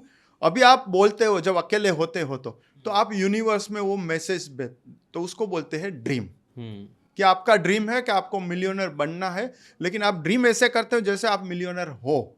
आई एम ए मिलियनर, मैं हूँ, मैं करोड़पति हूँ, बट आप हो नहीं। अभी प्रोसेस शुरू किया है क्योंकि आपने अभी लर्न किया है कि आपको मिलियनर बनना है। ये मैडम अभी हमारे पास जॉब कर रही है, अभी उनका ड्रीम है उसको भी ऐसे करोड़पति बनना है। तो वो दिन में 4 बार ऐसे अपने आप से पागल की तरह अकेले में बात करती है, मैं करोड़पति हूँ, मैं करोड़पति हूँ, मैं करोड़पति हूँ। एंड इंशाल्लाह एक दिन होएगी हो। राइट, वही बोलना जरूरी है, क्योंकि यूनिवर्स की जिम्मेदारी बन जाती है। और शाहरुख खान का डायलॉग हर जगह पे हमने पहले बहुत सुनते थे, किसी चीज को पूरी शिद्दत से चाहो तो सारी कायनात तुम्हें उसे मिलाने में जुड़ जाती है। सही बात है। यही है, बस आप कायनात में भेजो, यूनिवर्स में भेजो कि आप करोड़पति हो। यूनिवर्स की जिम्मेदारी है करोड़पति का, जितना भी रास्ते होंगे, डायरेक्शन, वो सारा आपको भेजेगी। लेकिन इसमें भी एक चीज याद रखनी है कि आपका जितना बड़ा ड्रीम्स होगा, जितना बड़ा आपको अचीव करना है, इतनी बड़ी बड़ी चैलेंजेस को आपको फेस करने आना चाहिए। बगैर चैलेंजेस कोई ग्रो नहीं होता है। जैसे हमें भी मिलियनर बनना था, तो हमने भी ये प्रोसेस शुरू किया था जब when I was 20 years old। मैंने $200 से शुरुआत किया था, 700-800 डॉलर तक तनख्वाह पहुंची थी 3 साल के अंदर। तभी हमने ये चीज़ ड्रीम करना सीख लिया था। तभी मैंने शुरू किया था अपने आप से बातें करना कि मैं मिलियनर हूँ, मैं मिलियनर हूँ। और आज मैं वो प्रोसेस में यहाँ तक पहुँचा हूँ। तो कहने का क्या मतलब, लेकिन बहुत सारी चैलेंजेस जैसे हमने बताई ना कि जीवन में आएगी, क्योंकि आपका ड्रीम इतना बड़ा है। आपका ड्रीम छोटा है कि मेरा 2 बेडरूम वाला फ्लैट होना चाहिए, बीवी 2 बच्चे होने चाहिए, बच्चे को अच्छा एजुकेशन मिलना चाहिए, तो आपका ड्रीम छोटा है, तो लाइफ में चैलेंजेस भी छोटी आएगी। क्योंकि आपका ड्रीम ही इतना है कि आपको सिर्फ इतना अचीव करना है कि आपके बच्चे अच्छे एजुकेशन लेवे, हमारी लाइफ अच्छी होवे, खुद का घर होना चाहिए, खुद के पास एक गाड़ी होनी चाहिए, खत्म, हमारी लाइफ फिनिश। लेकिन आपका ड्रीम, जैसे हमारा ड्रीम है 2050 अब करोड़ों लोगों की सेवा करनी है, तो अभी वो सेवा करने के लिए आपके पास कोई होना भी चाहिए ना सिर्फ। तो होने के लिए वो बड़ी बड़ी चैलेंजेस भी आएगी। ऐसे तो सिर्फ मिलेगा नहीं, ऊपर वाला तो देगा नहीं, ऐसे कटोरी पकड़ के खड़े रहो मिल जाएगा, ऐसा तो है नहीं। तो ये चीज़ बच्चों को, यूथ को सीखनी है, या बिजनेसमैन जो भी एंटरप्रेन्योर्स आपके व्यूअर्स है, सबको सीखनी है। पेशेंस रखना है, लॉन्ग टर्म की सोच रखनी है, बड़े बड़े ड्रीम्स करना है और हार्ड एंड स्मार्ट वर्क करना है। तो डेफिनेटली लाइफ में आप अचीव करोगे, जो भी आपके ड्रीम्स होंगे वो जरूर आपको मिलेंगे। Very nice. सो हमने dream big, wake up early in the morning, read books, me time, आपने बोला था एक मी टाइम बहुत ज़्यादा ज़रूरी होता है। और ये चीज़ मैंने भी नोटिस करी। मैंने ये चीज़, टू बी ऑनेस्ट, किताबें तो मैं पिछले 8-10 साल से पढ़ रहा हूँ, बट उसको डेप्थ में नहीं करता था। जैसे हमने बोला ना, एक्चुअली डेप्थ में ज़रूर सेल्फ अवेयरनेस लाना, उसके बारे में मेडिटेट करना, डेप्थ में जाना मुझे लगता है इंपॉर्टेंट है, जो बहुत मिसिंग पार्ट आजकल मैंने अपनी लाइफ में भी नोटिस किया था और अब यूथ में भी हो रहा है। तो वो मैंने अभी हमने करना चालू किया। मैं 21 डेज चैलेंज हम लोग करते हैं, वहाँ पे हम बैठते हैं किसी एक बुक की बात पकड़ के और उसके अंदर सोचते हैं, उस पर रिफ्लेक्ट करते हैं। जैसे कि एक ऑथर ने बोला थिंक एंड ग्रो रिच में, हैव अ बर्निंग डिज़ायर। अब लोग पढ़ते निकल जाते हैं कि हाँ चलो बर्निंग डिज़ायर है, लेकिन हम बैठते हैं सोचते हैं कि बर्निंग डिज़ायर मतलब क्या, क्या कैसे आपकी कौन सी ऐसी बात है जो अंदर आग लगाती है कि यार ये तो करना ही, ये तो करना ही है। और उसके बारे में जब 2-3 मिनट 5 मिनट भी प्यार से सोचेगा ना इंसान, उसको कुछ ना कुछ आंसर्स मिलना स्टार्ट होगा। और वही मुझे लगता है वही मैजिक है, सेल्फ अवेयरनेस। आपको यस मालूम पड़ना चालू होगा कि आपको क्या पसंद है क्या नहीं पसंद है। राइट और इसीलिए मी टाइम बहुत इंपॉर्टेंट है। आपको क्या लगता है सर इसके ऊपर, आपका ओपिनियन क्या है? यस यस देखो, हमें सिर्फ जीना नहीं है, जिंदा भी रहना है। तो हम्म। जिंदा रहने के लिए मी टाइम बहुत इंपॉर्टेंट है। हम आपसे बातें करते, फैमिली वालों से बातें करते, दुनिया भर के लोगों से बातें करते, बट खुद से बातें नहीं करते। खुद से जब तक बातें नहीं करेंगे तो खुद को पहचानेंगे कैसे? और एक अच्छा सा कोड भी मैं आपके सामने शेयर करता हूँ कि दिन में एक बार अपने आप से बात कर लिया करो। दिन में एक बार अपने आप से बात कर लिया करो, वरना दुनिया के सबसे अच्छे इंसान से मिलने का मौका गवा दोगे। हाँ जबरदस्त, very nice. So very simple है, हाँ। ये सही है, ये रियलिटी है लाइफ की। क्योंकि आज इंसान खो गया है, तो खो गया है तो ढूंढने के लिए आपको इंसान के खुद के पास ही जाना पड़ेगा ना। तो इसके लिए मी टाइम बहुत इंपॉर्टेंट है, क्योंकि मी टाइम के बगैर आप जीवन में नहीं अचीव कर सकोगे। क्योंकि खुद आपको पता ही नहीं है कि आपकी स्ट्रेंथ क्या है जब तक आप खुद से नहीं मिलोगे, खुद के साथ टाइम स्पेंड नहीं करोगे। So true. तो ये बहुत इंपॉर्टेंट है। ये तो सर मुझे लगता है one of the biggest mistake है यूथ की, जो मैंने खुद ने की है कई साल तक। मैंने नोटिस की हम कई बार आंसर्स ढूंढते हैं बुक्स में, पॉडकास्ट में हमसे, जो कि ठीक है गाइडेंस, हम बुक्स मुझे लगता है गाइड करने का सिर्फ एक गाइडेंस दे सकते हैं, बट फाइनल आंसर आपको अपने अंदर से आना चाहिए। अंदर से वो आप ही दे सकते हो। मैं नहीं बोल सकता कि आपको कल से कंटेंट क्रिएशन करना चाहिए। मैं बता सकता हूँ कि भाई कंटेंट क्रिएशन में ये फ़ायदा है, ऐसी मेरी लाइफ में चेंजेस है, बट वो जब तक आपके दिल में नहीं आएगा, आप उसके ऊपर सोच के कि हाँ मुझे इसलिए चाहिए, आई रियली लव फ्रीडम, मुझे शायद किसी के अंडर काम नहीं करता, मुझे अपनी खुद की एक ज़िंदगी बनानी है, वैसे अंदर से मेरे दिमाग में जब मेरे अंदर से ये सब आंसर्स है, इसकी वजह से मैं इतने साल से कंटेंट क्रिएशन कर पा रहा हूँ। प्रॉब्लम मुझे लगता है यही होती है कि लोग कोई एक रील देख लिया कि भाई ये बंदा इस चीज़ को करके बहुत कमा रहा है, सडनली हाँ मुझे भी ये करना चाहिए, और उन्होंने वो करने की कोशिश की, फिर वो अंदर से नहीं है, तो 2-3 दिन नहीं में होता है। कंसिस्टेंसी भी नहीं आ पाती। और सारे आई थिंक सक्सेस का क्रक्स ही कंसिस्टेंसी है। Yes yes so 100%। तो इस बात पे भी आप सर एग्री करेंगे, आपका कुछ ओपिनियन इस पे? या बिकॉज क्या है आज के टाइम में, देखो लोगों को क्या हो गया, यूथ की बात है, हम जनरल लोगों की बात कर रहे हैं ना, तो दूसरे के ओपिनियन के ऊपर जिंदा रह रहे हैं। हम्म। वो क्या सोचेंगे, वो क्या बोलेंगे, या वो क्या करता है। आज यूथ की भी बातें करें तो देख, एक दूसरे को देखते हैं, उनके पास ये मोबाइल है, इनके पास ये गाड़ी है, मेरे पास ये नहीं है, उनके पास वो गर्लफ्रेंड है, मेरे पास ये नहीं है। तो वो दूसरे के उसमें खुद को भूल जाता है। तो उनको वो पता नहीं चलता कि मेरे अंदर मैं यूनिक हूँ। खुदा ने, भगवान ने मुझे यूनिक बनाया है। क्योंकि दुनिया में आज देखो 700 करोड़, 750 करोड़ या 800 करोड़ पहुंच गए अभी, तो दो इंसान सेम नहीं मिलेंगे। तो उनकी स्ट्रेंथ, उनकी जो भी उनकी स्ट्रेंथ है वो अलग है, आपके पास जो स्ट्रेंथ है वो आपकी अलग है। तो आपको खुद की स्ट्रेंथ को पहचानना है और उसके ऊपर फोकस करने आगे बढ़ना है। आज सचिन तेंदुलकर या विराट कोहली कैप्टन बन अपना क्रिकेट में इतना आगे निकल गए, इसका मतलब नहीं है कि आप भी निकल जाओगे। आपका पेशेंस होना चाहिए, जैसे आपने बताया, आपके पास वो प्रैक्टिस या आपके पास वो होना चाहिए, डिटर्मिनेशन होना चाहिए कि मुझे क्रिकेटर बनना है। तो कुछ भी जीवन में हासिल करना है तो आपके पास वो बर्निंग डिजायर, जैसे आपने बोला ना, वो होनी चाहिए। बगैर burning desire you can not reach, consistent you रही कैन नहीं नॉट पाए। Achieve anything. सो वो आपको अपनी लाइफ में कब मिला, कैसे समझ में आया कि ये मेरा बर्निंग डिज़ायर है? वो आपने एक स्टोरी शेयर करी थी, वो जब आपने मेडिकल में बूढ़े इंसान की हेल्प की, तभी से आपको रियलाइज़ हो गया यही आपका गोल रहेगा ज़िंदगी भर? नहीं, हाँ वही 13, इससे पहले वो तो बात की 15.5-16 साल की उम्र में इंसिडेंट हुआ। 13-14 साल की उम्र में मुझे समझ में आ गया, क्योंकि मेरी 5-10 साल से रीडिंग थी। 5-6 साल का था तब से मैंने रीडिंग शुरू किया था, और 13-14 साल तक पहुंचा तो मैं रीडिंग के अंदर वो समुद्र में आके निकल गया था। तभी मुझे पता चल गया था कि जीवन को कैसे हासिल करना है। जैसे मैंने अभी बताया कि मैं तंदुरुस्त 30-35 साल से अपने आप को मैंने प्रोटेक्ट करके रखा है, तब जाके आज मैं प्राउडली बोल सकता हूँ कि दुनिया की कोई ऐसी डिजीज नहीं है कि मुझे टच कर सकती है। तो ये घमंड की बात है, अच्छी बात नहीं है, ऐसा कोई नहीं बोलता है। बट आज 40 साल बाद मैं बोल रहा हूँ, लोग जो समझे जो सोचे उनका लुकआउट है, मेरा वो नहीं है। मैं नहीं दूसरे को सोचता हूँ, लेकिन जो लोग सीरियसली सुनेंगे और सोचेंगे और अपने जीवन में हमारे लाइफ में से कुछ सीख के अमल करेंगे, इम्प्लीमेंट करेंगे, तो वो भी कल जाके प्राउडली बोल सकेंगे कि मैं आज हेल्दी हूँ और मैं 100 साल तक हेल्दी रहूँगा। तो ये हो सकता है, कुछ भी इम्पॉसिबल नहीं है दुनिया में, राइट? आई थिंक कोई भी चीज़ पॉसिबल बनाने के लिए सबसे पहले आपको उस पर विश्वास करना ज़रूरी है। और जब हम अफर्मेशन, विजुअलाइजेशन ये सब चीज़ करते हैं तो वो कहीं ना कहीं हमारा बिलीव बना रहता है। और आज आप इतना कॉन्फिडेंटली वो बार बोल पा रहे हो क्योंकि आपने उसको इतना बार प्रैक्टिस कर चुका है और वो उसके रिजल्ट्स देख चुके हैं उस चीज़ को करते हुए। ये एक चीज़ तो है सर, ज़िंदगी में सक्सेसफुल बनने के लिए मुझे भी एक चीज़ समझ में आई कि कॉन्फिडेंस बहुत ज़रूरी है। खुद पे विश्वास बहुत ज़रूरी है, क्योंकि जब तक आप खुद पे विश्वास नहीं करोगे दूसरे क्या ही करेंगे। कौन आप पे बेट करेगा, कौन आपका प्रोडक्ट लेगा? जब तक कॉन्फिडेंस नहीं है तब तक कुछ नहीं है। और कॉन्फिडेंस भी आता कैसे है, मुझे ये चीज़ समझ में सर, प्रैक्टिस से बार बार प्रैक्टिस करते रहो, बार बार बोलते रहोगे तो नहीं होगा। कुछ प्रैक्टिस तो करनी है, हर चीज प्रैक्टिस से होता है। प्रैक्टिस से इंसान चैंपियन बोलता है। चाहे क्रिकेट में हो तो प्रैक्टिस करके चैंपियन बनते हैं, बिजनेस में प्रैक्टिस करके आज चैंपियन बने हैं। तो हर चीज होता है। और दूसरा सबकॉन्शियस माइंड की बात नहीं, मैं एक स्टोरी सुनाना चाहता हूँ। हाँ प्लीज। 7-8 साल पुरानी स्टोरी है, बट ये बहुत हेल्प करेगी, मुझे उम्मीद है। मेरा एक फ्रेंड था, वो जब आया हमारे अफ्रीका में मैं था तब की बात है। तो हम लंच में गए तो उसने मुझे एक रिक्वेस्ट की कि रिजवान मुझे एक हेल्प कर, मेरी है ना सिगरेट की आदत है तकरीबन 32 साल से। अच्छा। मुझे छोड़नी है, तो मुझे हेल्प कर। तो मैंने उनको सिंपल सा सवाल पूछा, कितनी पीता है भाई?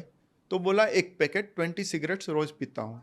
तो बोला ओके, अभी क्या करना है? तो बोला छोड़ना है। मैंने डॉक्टर के पास गया, मैंने बहुत सारी चीज़ें ट्राई की, मैं छोड़ नहीं सकता हूँ क्योंकि मैं आदी हो गया हूँ, मैं छोड़ ही नहीं सकता हूँ, मेरे उसके बगैर जी नहीं सकता हूँ। मैं बोला अच्छी बात है, तो एक काम कर तू, मैंने उनको बोला काम कर, कल से है ना तू 40 सिगरेट 2 पैकेट कर दे, एक की जगह पे तू 2 पैकेट कर दे। तो वो बोले मुझे छोड़नी है और आप मुझे उल्टा गाइड कर रहे हो। मैं बोला देख, सिगरेट पीना चालू रखो, छोड़ना नहीं। मैं तुझे एक टिप देता हूँ, एक एक्सरसाइज देता हूँ, आपको करनी है।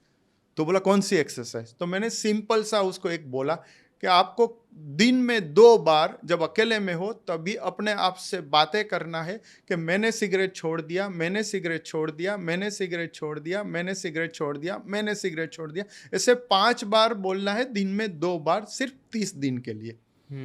तो बोला इससे क्या होगा? मैं बोला 30 दिन बाद आप बोलो, 30 दिन बाद तुम मुझे फ़ोन करना। नहीं हुआ, कुछ फ़ायदा नहीं हुआ तो मैं तुझे और कुछ डोज दूंगा, दूसरी कुछ टिप्स दूंगा, मेरे पास है, लेकिन मुझे लगता है कि आपके में देखते हुए ऐसा लग रहा है कि ये काफ़ी है आज। तो बोला ठीक है मैं करूंगा, और कुछ? बोला और कुछ नहीं है।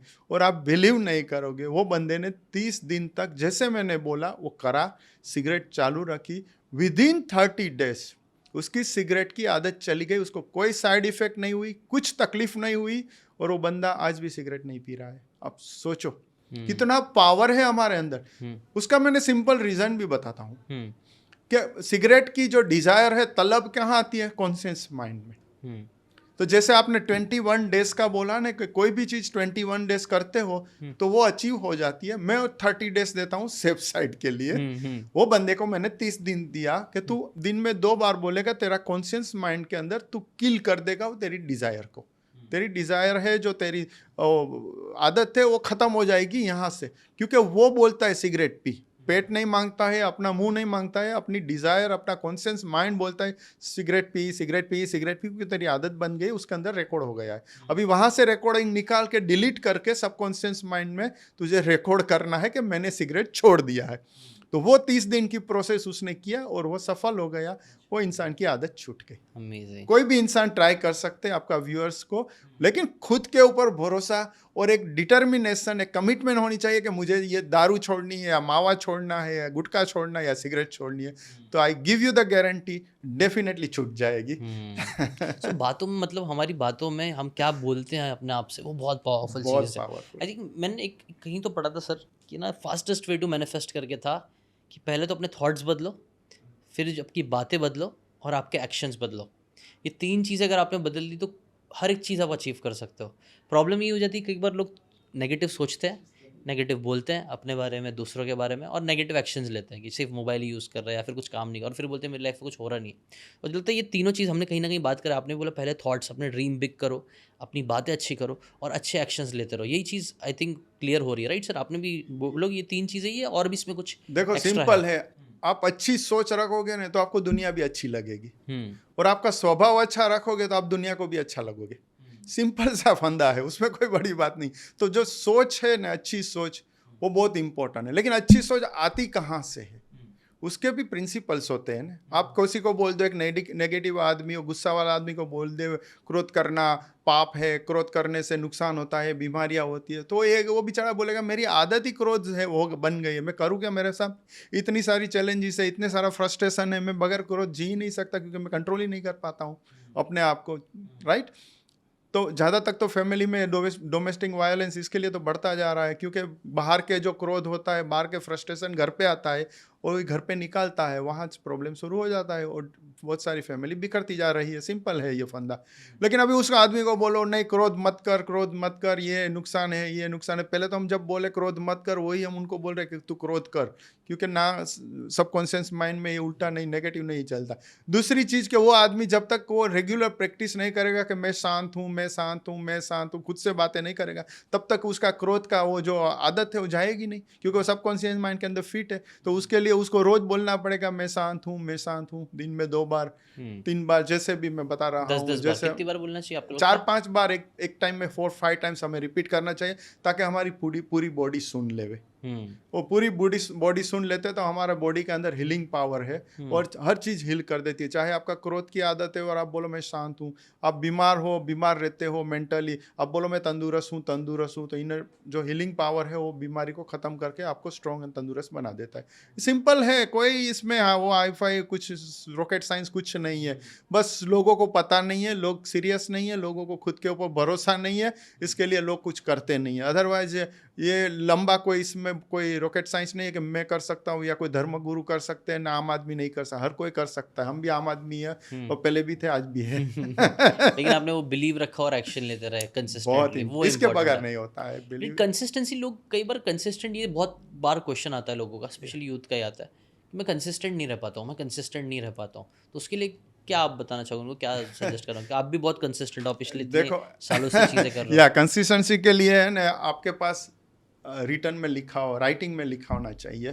आज मेरे पास मैं जेब पेपर नहीं है, पेपर में भी लिखा हुआ है, मेरा मोबाइल का मैं बाहर पड़ा है, उसके स्क्रीन पे भी दिखाऊं, मेरे पास विजन 2050 तक का लिखा हुआ है। अच्छा, विजन 2050, और आपको सोशल मीडिया पे भी मिलेगा। हम लोग कुछ ट्रांसपेरेंट, हम छुपाते नहीं, हम जो दिल में आया वो मुंह पे बोल देते हैं सीधा, क्योंकि लोगों को इंस्पायर करना। आप सोचो 2050 तक की सोच में लेके बैठा हूँ, नॉट ओनली द सोच, क्या क्या काम करना है उसका पूरा लिस्ट हमारे पास है। 2050 तक हमें क्या अचीव करना है जीवन के अंदर, वो मेरा मोबाइल के स्क्रीन में है, मेरा वॉलेट में है, मेरा पेपर में है, क्योंकि नज़र से हटा, वो माइंड से हटा। तो लिखा हुआ पेपर में कहीं पे भी रहेगा तो आपकी नज़र में रहेगा, तो आपकी कंसिस्टेंसी रहेगी, आपको रोज़ याद आएगा। मोबाइल खोलोगे, मोबाइल तो हर मिनट इंसान खोलता है, तो सामने स्क्रीन पे दिखता है मुझे ये करना है, सेल्फ टॉक करना है, अफर्मेशन करना है, मेडिटेशन करना है, या योगा करना है, वो आपके सामने आपको दिख रहा है, तो आपको याद आ जाएगा। अदरवाइज रिमाइंडर रिमाइंडर बनता जाए। तो कंसिस्टेंसी कहाँ से आती है?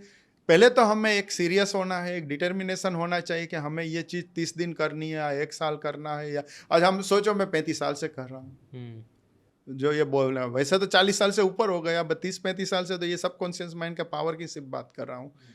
तो मेडिटेशन तो 40 से ऊपर इसका साल। पावर आपको समझ कब आया कि यार ये काम करता है? मतलब कभी तो एक रहेगा नहीं, हाँ यार ये तो काम करता है, ऐसा कैसे, कब हुआ छोटी सी realize? उम्र से, हाँ, मैं 20 साल की उम्र में मैं इतना स्ट्रांग था, अच्छा, पहली बिलीव बन गया था कि ये तो काम करता ही है। क्योंकि इतनी रीडिंग की हैबिट थी। और रीडिंग की हैबिट सिर्फ रीडिंग नहीं थी, आज भी मैं सिर्फ पढ़ने के लिए नहीं पढ़ता हूँ। मैं 10 मिनट पढ़ता हूँ, 10 मिनट के अंदर कुरान के अंदर आप चाहो ना तो 10 पेज पढ़ सकते हो, मैं 2 पेज पढ़ता हूँ, आराम से पढ़ता हूँ, उसको समझने की कोशिश करता हूँ। उसके अलावा भी है ना एक डिसिप्लिन होती है, शायद मैं बता सकता हूँ।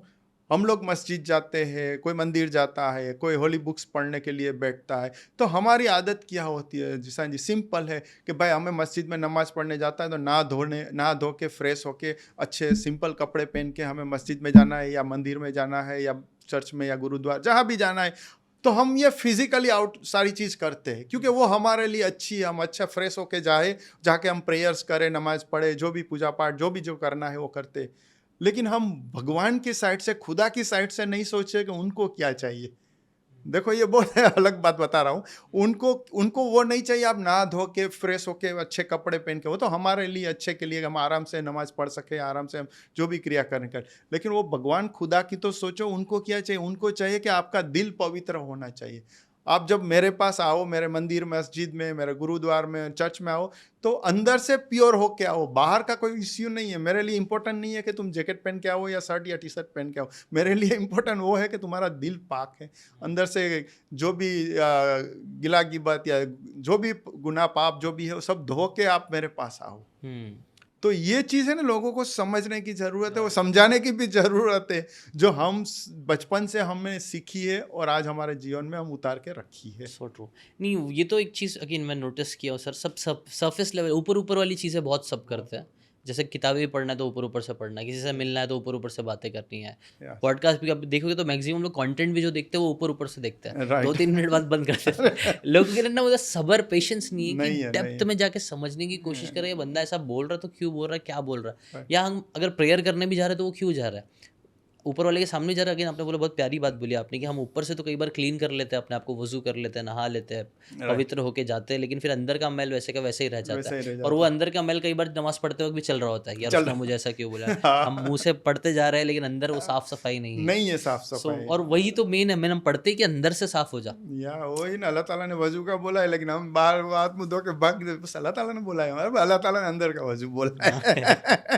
नहीं तो ये अंदर से अपने आप को प्योर करने की कोशिश करो, और मुझे लगता है अंदर से प्योर करने के लिए जो बातें हम बोल रहे हैं वो बहुत इंपॉर्टेंट है। अपने थॉट्स को चेंज करो, अपनी बातों को चेंज करो। जब आप बातें चेंज करोगे, जैसे आपने बताया कि वो अंदर तक बैठ जाएगा, आपकी बदन बदन आपको हर एक सेल में वो बात बोलने लग जाएगी।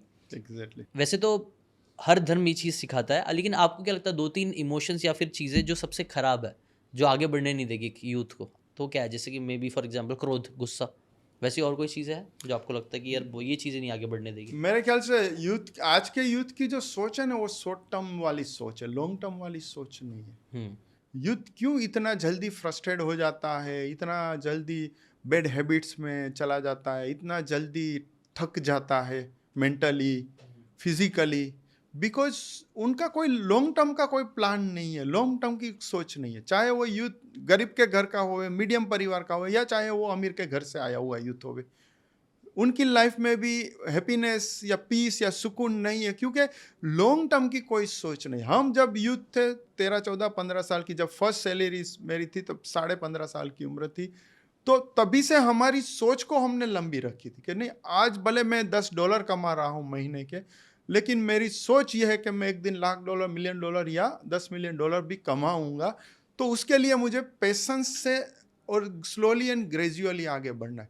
और दूसरा क्या है कि यूथ का एक प्रॉब्लम क्या है कि वो सामने वाले दूसरे लोगों को, दूसरे यूथ्स को देखते, कंपैरिजन करते। वो कंपैरिजन है ना, डेंजर चीज है, क्योंकि उनके माँ बाप अमीर है, उनकी अलग चीज है, अलग बात है, उनके पास ऊपर वाला ने बहुत कुछ दिया है। तुम्हारे फादर पेरेंट्स की एक लिमिटेशन होती है, उनके पास इतना नहीं है, तो वो आपको फुलफिल नहीं कर सकते। उनके लाइफ के अंदर भी बहुत सारा फ्रस्ट्रेशन, बहुत सारी चैलेंजेस होती है जो यूथ बच्चे नहीं समझ पाते, बहुत माँ बाप भी शेयर नहीं करते हैं। तो बहुत सारा ऐसी चीज़ें हैं जो आज यूथ को समझना है, यूथ को पेशेंस से काम लेना है। दूसरा क्या है कि उनको वो सोचना है कि आज मैं अच्छा एजुकेशन मुझे मिल रहा है क्योंकि मैं अमीर घर में पैदा हुआ, लेकिन मेरे सामने हजारों बच्चे हैं जिनको एजुकेशन नसीब नहीं हो रहा है, खाना पीना नसीब नहीं हो रहा, तो मैं उनको कैसे मदद कर सकूं, वो भी इतना ही इम्पोर्टेंट है, क्योंकि वो सोच उसमें आनी चाहिए। देखो, हमारी 2 बेटियां हैं, 2 लड़कियां हैं, 2 लक्ष्मी है हमारे घर पे। दोनों को हमने बचपन से मानव सेवा का कॉन्सेप्ट सिखाया है। उनको हम 100 रुपया देते थे तो उनको बोलते थे 10, 15, 20 रुपया है ना, तू किसी गरीब को हेल्प कर, बाकी तू 70, 80 रुपीज़ तू आराम से तेरे लिए खर्च कर। और आज भी बचपन से दिया हुआ कॉन्सेप्ट आज भी हम उनको सिखाते कि तुझे इतना दे रहे, इसमें से इतना तू जा, किसी को भी हेल्प करना है तो तेरे हिसाब से कर, कहीं पे भी अच्छे काम में तू यूज़ कर। आज दोनों बेटियां कर रही है, खुद भी कमा रही है तो भी निकाल रही है। तो वो बचपन से आप उनके दिलों में डालोगे ना तो रहेगा। एक कहावत, एक कोट भी मैं शेयर कर सकता हूँ कि आप अपने बच्चों के लिए बाहर क्या छोड़ जाते हो ना, वो इतना इम्पोर्टेंट नहीं जितना उनके दिलों में। तुम बाहर करोड़ों उनके बैंक अकाउंट में छोड़ के चले जाओगे, लेकिन वो बच्चों को अच्छी तालीम या अच्छा संस्कार नहीं दिया तो वो पैसा उनका अयासी में खत्म करेगा, उनकी भी जिंदगी खराब करेगा। सही बात इससे अच्छा है कि वो पैसा कहीं दान पुण्य करके आप जाओ। राइट। राइट, आई थिंक यही सबसे इम्पोर्टेंट है कि ना इंटरनल अंदर फोकस कर पाना बहुत ज़्यादा ज़रूरी है जरूरी बच्चों है। के लिए। आपने ये बहुत प्यारी बात बोली कि कई बार सारे पेरेंट्स का सपना ये रहता है कि मैं अपने बच्चों के लिए पैसा बहुत छोड़ के जाऊँ, एकदम शोहरत, ये सारी चीज़ सब माँ बाप का सपना होता है कि अपने बच्चों के लिए बहुत वेल एस्टैब्लिश्ड लाइफ दी जाए। लेकिन उससे बेटर गोल ये होना चाहिए कि मैं अच्छा दिल दे के जाऊँ अपने बच्चे को, अपने सिर्फ संस्कार, हैबिट्स। एक चीज सीखनी समझनी है। हम एग्जाम्पल ले हुए हमारे ग्रेट ग्रैंड फादर की बात करें, वो कितना कमाते थे। उसके बाद हमारे ग्रैंडफादर आया, उसने उससे ज़्यादा कमाया। उसके बाद हमारे फादर आए, उनसे ज़्यादा उसने कमाना शुरू किया। उसके बाद हम आए, हमने वो हमारे फादर से ज़्यादा कमाना शुरू किया। आज हमारे बच्चे हैं, वो हमसे ज़्यादा कमाएंगे। तो आपको छोड़ के जाने की ज़रूरत नहीं है। इतना छोड़ के जाओ कि वो आगे उनकी लाइफ चले, वो ज़्यादा कमाने, उसको अच्छे संस्कार, अच्छी तालीम, अच्छा एजुकेशन दो, अच्छी चीज़ें दो, ताकि वो जीवन में आगे बढ़े। बाकी ऐसा मत करो कि मैं मेरा ग्रैंड डॉटर या मेरी ग्रैंड सन के लिए मैं छोड़ के जाऊंगा। अरे वो तो आपसे कहीं ज़्यादा गुना कमाने वाले हैं, आपके पैसे की उनको नीड भी नहीं है। और आज बहुत सारे बच्चे, हम तो लोगों से मिलते हैं, आप भी मिलते होंगे, बहुत सारे पेरेंट्स की कंप्लेन होती है कि हमारा बच्चा कनाडा यूएस में पढ़ रहा है, वहीं पे उनकी गर्लफ्रेंड बन गई, हमारा इतना बिजनेस कौन संभालेगा, हमें समझ में नहीं आता है, हमारे पास इतना पैसा है। वो बेटा बोलता है हमें कोई पैसे की ज़रूरत नहीं है, अभी वो दान करने की आदत नहीं है तो दान भी नहीं कर सकते, अभी करे क्या। सच्ची में ये एक रियलिटी है लाइफ की। ये बॉम्बे की बात कर रहा हूँ। अच्छा, बॉम्बे की सब जगह पे ये रियलिटी है कि हमारे बच्चे मना कर रहे हैं, हमें पैसे नहीं चाहिए, अभी मैं इतना एम्पायर खड़ा करके बैठा हूँ और क्या करूँ समझ में नहीं आता है। अभी हम हमारी तो सीधी बात होती है ना, डोनेट करो एनजीओ में, हमारे एनजीओ में डोनेट करो, कहीं पे एनजीओ तो अच्छे काम में यूज करो।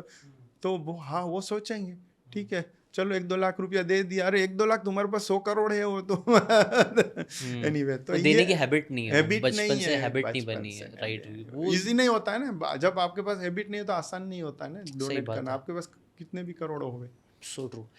Again at the end habit पे हमेशा वापस से बात आके अटकती है कि आप, और ये चीज़ें मैंने भी नोटिस किया, हार्ड से हार्ड चीज़ अगर आप उसको हैबिट बना लोगे तो वो आसान हो जाती है एक आसान, पॉइंट ऑफ टाइम बाद। स्टार्टिंग में हार्ड लगेगी लेकिन एक टाइम बाद वो आसान लगने लगी और आसान, फिर वो नहीं करना हार्ड हो जाएगा। तो एग्जैक्टली। ये हैबिट का पावर होता है जो हम सबको अपनी लाइफ में डालना चाहिए। यस। अच्छा, आप और भी अपने अपने अपनी लाइफ में काफ़ी स्ट्रगल्स भी किए। आपने बताया कि ये सारे माइंडसेट ने, रीडिंग ने, अफर्मेशंस, विजुअलाइजेशन, ये सब चीज़ ने आपको काफ़ी सारे प्रॉब्लम्स से लड़ने का मौका दिया और वो हिम्मत दी कि आप अच्छे से उससे लड़ पाए। कोई ऐसा इंसिडेंट शेयर करना चाहेंगे जो आपके साथ हुआ था, जो लोगों को इंस्पायर करेगा?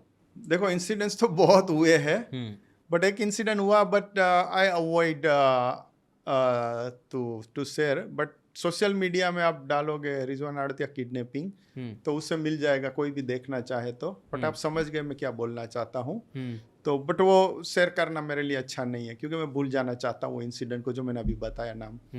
तो समझ रहा हूँ। बस इसके अलावा तो मूवी में है, बहुत उतार चढ़ाव देखे हमने, जीवन में आगे बढ़े, दंगे हुए, लूट गए, जीरो हो गए अफ्रीका में, तो ये जान बचाकर वापस आ गए अपने देश, वापस थोड़े 4-6 महीने में ठीक हुआ, वापस जाके मेहनत किया, वापस दंगे हुए, वापस लूट गए। तो ऐसे बहुत सारे इंसिडेंट्स लाइफ में हुए, जैसे मैंने स्टार्टिंग में बताया था।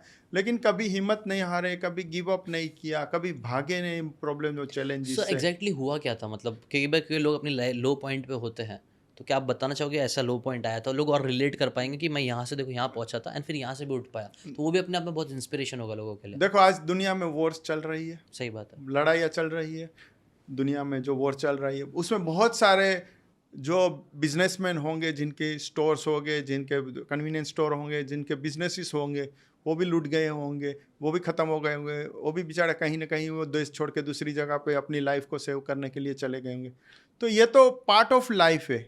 इसका मतलब ये नहीं है कि सब कुछ ख़त्म हो गया। आज का इंसान क्या, एक बार कुछ होता है तो ऐसा सोचते हैं कि अभी तो मेरा ख़त्म, अभी मैं क्या करूँ जीवन में, क्योंकि कुछ बचा नहीं है मेरे पास।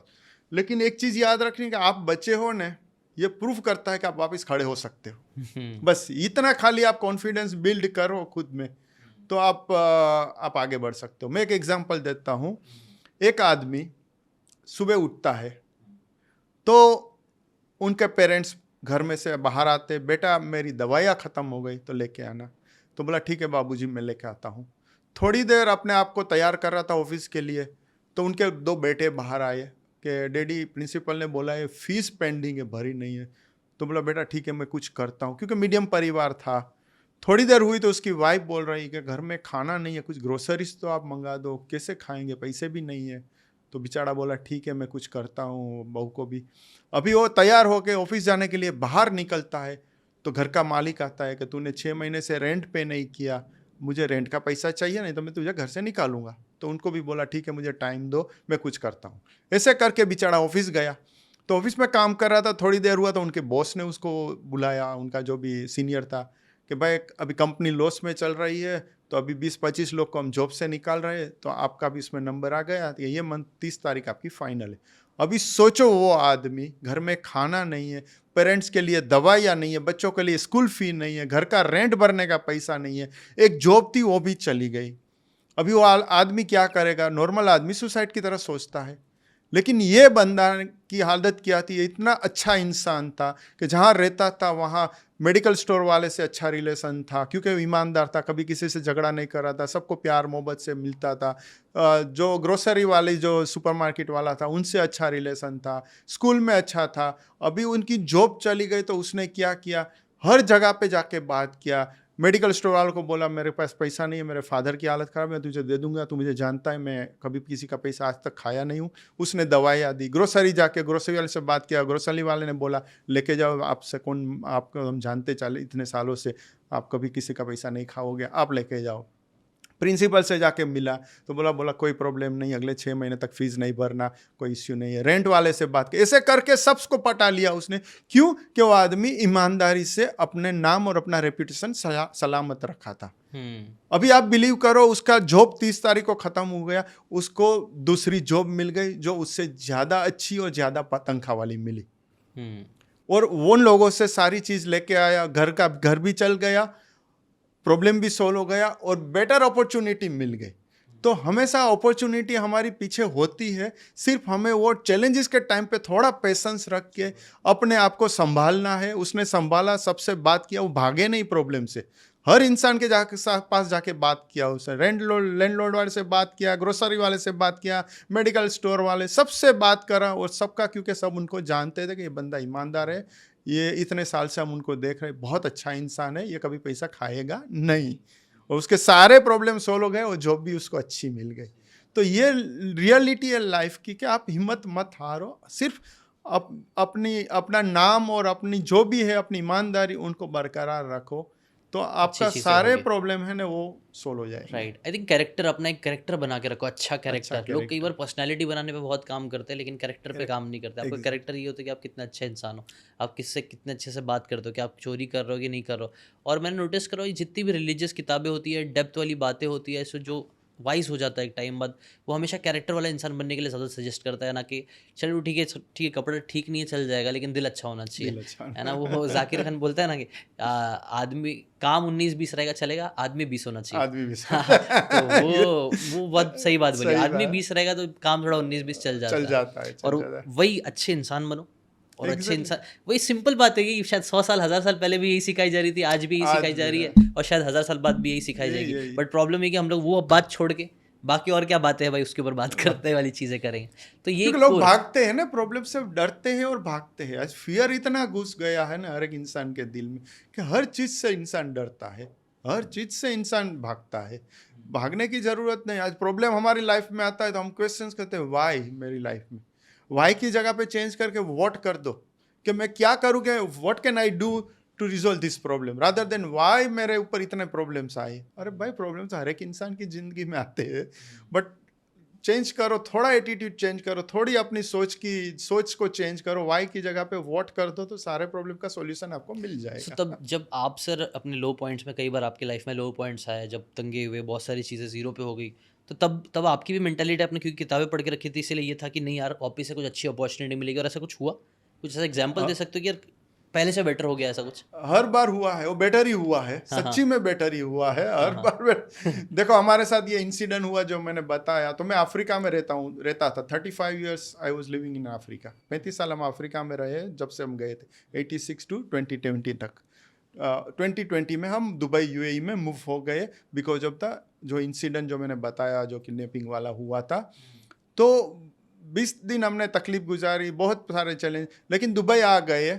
दुबई आने के बाद इतनी सारी अपॉर्चुनिटी हमें मिल गई यूएई में, बहुत सारे अच्छे अच्छे लोगों से फ्रेंडशिप हो गए। इंडिया मुझे बाजू में हो गया, हमारा एनजीओ है RF ग्लोबल करके, उसकी 2 मिनट बाद में बात करते। तो मैं पहले हर महीना अफ्रीका से इंडिया आता था सेवा करने के लिए अपने देशवासियों की। अभी दुबई मेरे लिए बहुत नज़दीक हो गया। दुबई के अंदर बहुत अच्छे अच्छे लोगों से फ्रेंडशिप और मुलाकात हो गई, बहुत सारे फ़ायदे। तो हमेशा हर चैलेंजेस के पीछे अपॉर्चुनिटी होती है, सिर्फ आपको पेशेंस रखना है, खुद के ऊपर भरोसा, खुदा भगवान के ऊपर भरोसा रखना है, और आपको ये बिलीव करना है कि आपके लिए अच्छी चीज़ लाएगी जीवन के अंदर, और आती है, आती राइट। है। वाई मी के बजाय ट्राई मी बोलने वाला एक एटीट्यूड रखना चाहिए। ट्राई मी एग्जैक्टली, क्या ट्राई है, मी। हिम्मत है, कर लेंगे। और यूनिवर्स ट्राई कराता है आपको। ऑफ आपने एक चीज़ बोली थी ना कोर्स। पॉडकास्ट में कि यार छोटे सपने देखोगे तो छोटी प्रॉब्लम्स आएगी, बड़े सपने देखोगे तो बड़ी बड़े प्रॉब्लम्स आएगी। क्या आप तैयार हो बड़े प्रॉब्लम्स के लिए? कई बार लोग बड़े सपने तो देखते हैं लेकिन बड़ी प्रॉब्लम्स के लिए रेडी नहीं रहते। नहीं है मतलब हमको मतलब हलवा तो खाना है लेकिन मोटा नहीं होना है। बड़ा नहीं है होना ना? है। वही हमको पतला होना है, जिम नहीं जाना है, आह, अमीर बनना है लेकिन मेहनत नहीं करनी है, नहीं करनी गर्लफ्रेंड चाहिए लेकिन बोलने की हिम्मत नहीं नहीं है, है। खुश रहना है लेकिन आप मेडिटेट अपने ऊपर वाले से कनेक्शन नहीं नहीं बनाना है। बना। आई थिंक यही सारी हमारे इंसान का यही प्रॉब्लम ही यही है कि हमको एग्जैक्टली, बिना कुछ करे चाहिए चाहिए यूनिवर्स। एग्जैक्ट। लेकिन जबकि think and grow rich book में भी आई थिंक यही बोला गया कि कुछ चाहिए यूनिवर्स से तो पहले कुछ यूनिवर्स को दो, दो दो। और जब देने वाला एटीट्यूड आएगा तो ऊपर वाला ऑटोमेटिकली उससे बहुत ज़्यादा बगैर देगा। दिए कुछ मिलता नहीं है, बगैर बोए कैसे पाओगे? इसीलिए आई थिंक वो आपका गिविंग एटीट्यूड भी आई थिंक ये बहुत ज़रूरी था। कई बार कुछ समझ में नहीं आता, at least I think opener Winfrey ने ये चीज़ बोली थी कि जब उनके पास कुछ भी पैसे नहीं थे तब भी उन्होंने वो गिविंग एटीट्यूड, अब बोलो उन्होंने बोला कि जेब में $5, 5 मिलियन कमाना है, आपके पास जेब में $5 है, $5 देना सीखो, या 5 मिलियन ऊपर वाला देगा। देगा। तो ये बात भी वो बहुत सोच के अजीब लगेगी, अरे $5 है वो भी दे दूंगा तो मिलेगा क्या? लेकिन देख देने की मुझे लगता है वो सोच उन्होंने बताने की जाहिर की थी कि गिविंग एटीट्यूड होता है तो ऊपर वाला फिर देना चालू करता है। जैसे कि आज ही मैं आज का एग्जांपल दूंगा सर, मेरे साथ हुआ कि और मैं वो करूँगा, अभी तक मैंने किया नहीं बट करना है। जैसे केले वाला था, मैंने उसको केला लेने के लिए गया था, तो उसने मैंने 30 रुपीज़ का उसे हाथ दर्जन केला था, तो उसने 2 केले मुझे एक्स्ट्रा दे दिए। ऐसे ही पहले उसने बोला 80 वाला ले लो, मैंने बोला नहीं 30 वाला चलेगा, तो उसने 2 केले ऐसे ही दे दिया। अब मेरे को एक है कि नहीं, अब उसको मैं ज़्यादा दे के आऊँगा, अब मैं कभी भी जाऊँगा तो मैं उससे ही लूँगा, क्योंकि उसका गिविंग एटीट्यूड इतना, वो बंदा उसने छोटा सा ठेला लगाया था फिर भी वो गिविंग एटीट्यूड 2 केला एक्स्ट्रा दे दिया। तो वो चीज़ मुझे बहुत अच्छी लगी। और ऐसी यूनिवर्स अगर मुझे इंसान को अच्छी लगी तो सोचो ऊपर वाले को कितनी अच्छी कितने लगती अच्छे होगी लगे, हाँ। कि बंदा देने में विश्वास रख रहा है। तो वो आई थिंक आज है, जिस दिन हम सबके अंदर आना चालू हो गया उस दिन हम सब बहुत एक दुनिया ही बेटर बनने लग जाएगी। बनने लग जाएगी। तो आपने एनजीओ की भी बात करी थी, इससे रिलेटेड आ रहा, वो किस चीज़ के बारे में है, क्या है उसमें भी, उसका कॉन्सेप्ट क्या है? ओके, हमारा एक एनजीओ है RAF ग्लोबल करके, 3 कंट्री में है। इंडिया में, क्योंकि I was born and brought up in India, Congo Africa में जहाँ मैं 13 साल रहा हूँ, और मोजाम्बिक अफ्रीका जहाँ मैं 22 साल रहा हूँ। तो ये 3 कंट्री में हमने 2015 में एनजीओ खोला था, और हम लोग overall quality of life improve करने के लिए काम कर रहे हैं। Health and nutrition, education and technology, livelihood, food security, e governance and smart agriculture, ऐसे अलग अलग एरियाज में काम कर रहे हैं जहां एक फैमिली की क्वालिटी ऑफ लाइफ इंप्रूव होती है। आज गुजरात, राजस्थान और झारखंड में 3 स्टेट्स में हम लोग फोकस से काम कर रहे हैं। 100+ विलेजेस को डेवलप कर रहे हैं। पहले हम लोग 6-7 स्टेट्स में काम कर रहे थे, महाराष्ट्र में भी कर रहे थे, दिल्ली में भी कर रहे थे, और दूसरे स्टेट्स में, बिहार में भी थोड़ा काम किया। लेकिन उसके बाद हमने कंसोलिडेट करके अभी 3 स्टेट्स में हम लोग काम कर रहे हैं। ये इंडिया की बात कर रहा हूँ। अफ्रीका और में भी आज बहुत काम कर रही है, क्योंकि वहाँ हमारी कर्म भूमि है, तो वहाँ भी काम कर रहे हैं। और 10 साल के अंदर हमारा एनजीओ को हमारे ऑनरेबल प्राइम मिनिस्टर मोदी साहब ने 3 बार सम्मान किया है। अच्छा। यस, 3 बार सम्मान हुआ है। लास्ट मीटिंग मोदी साहब से मेरी पर्सनली 1-to-1 भी हुई थी, और बहुत सारे ब्लेसिंग्स और आशीर्वाद हमें उनने दिया था, और बहुत सारे ग्लोबली अवार्ड्स भी मिले हैं, यूएस तो गवर्नमेंट, मोदी यूके। जी को पता कैसे चला, मतलब उनको टीम ने बताई कि कैसे उन्होंने आपसे यस मुलाकात यस हुई? यस, या टीम के थ्रू पूरा शेयर, और मीडिया में, गुजरात में ने पहले बहुत काम करते थे तो मीडिया में भी बहुत आता था।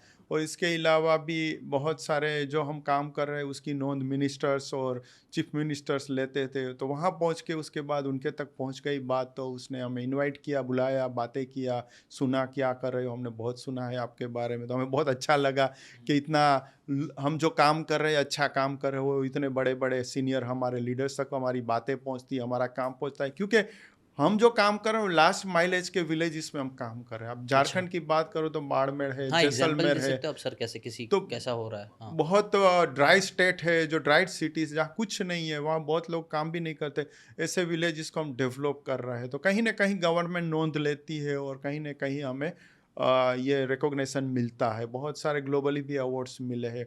और समझो ना कि 2015 से अभी तक हमने इंडिया और अफ्रीका मिला के तकरीबन 20 लाख से ज़्यादा लोगों को हेल्प किया है। अमेजिंग, 20 लाख लोगों से ज़्यादा लोगों और से। हमारा टारगेट है by 2030 to reach out 1 crore लोग। सो इनकी हेल्प आपने बोला ओवरऑल किया जाता है, ओवरऑल लाइफ को इम्प्रूव कराने में हेल्प करती है, तो Yes. उसका भी कुछ स्पेसिफिक रीजन है? बिकॉज मैक्सिमम एनजीओज जो होते हैं वो स्पेसिफिक होते हैं, जैसे क्लेanलीनेस के ऊपर एनजीओज है, या फिर एक मील देंगे, तो ऐसा आपने ये क्यों चुना कि पूरा ओवरऑल लाइफ या ऐसा कुछ? बिकॉज क्या है, गांव के अंदर देखो 2-3 हज़ार लोग रहते हैं, छोटा गांव होता है। तो वहाँ की जो गवर्नमेंट हॉस्पिटल होती है या पीएचसी पब्लिक हेल्थ सेंटर होते हैं, तो यहाँ इतनी फैसिलिटी नहीं होती है, तो बेचारे गांव वालों को ज़्यादा कुछ तकलीफ होती है तो कोई सिटी में शहर में जाना पड़ता है।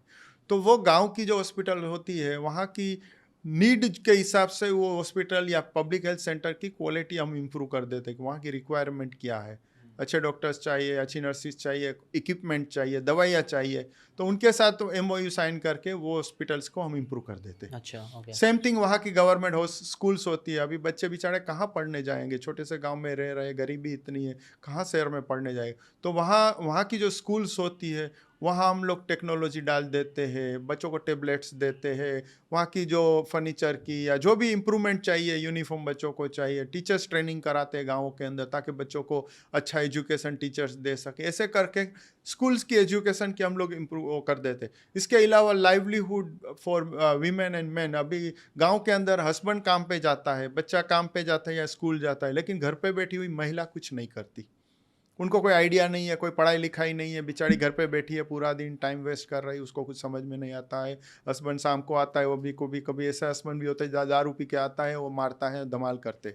तो ऐसी जो महिला है घर पे गाँवों के अंदर बैठी है, उनका हम 10-12 महिलाओं का SHG सेल्फ हेल्प ग्रुप बनाते हैं, उनको ट्रेनिंग देते हैं, उनको सपोर्ट करते हैं, उनको सिखाते हैं और इंटरेस्ट फ्री लोन देके उनको छोटा सा उद्योग शुरू कराते हैं। अच्छा, आज तकरीबन इंडिया के अंदर गुजरात, राजस्थान, झारखंड मिला के तकरीबन 6000 महिलाओं आज हमारे NGO के थ्रू ये सब बेनिफिट ले रही है। ये तो छोटा नंबर है बट आगे बहुत बढ़ेगा। तो ऐसे बहुत सारे, अभी देखो overall quality of life improve करने के लिए हमारा ये एजुकेशन टेक्नोलॉजी हो गया गांव के अंदर, अपने हेल्थ की फैसिलिटी इंप्रूव हो गई तो पूरी फैमिली को अच्छी ट्रीटमेंट मिलेगी।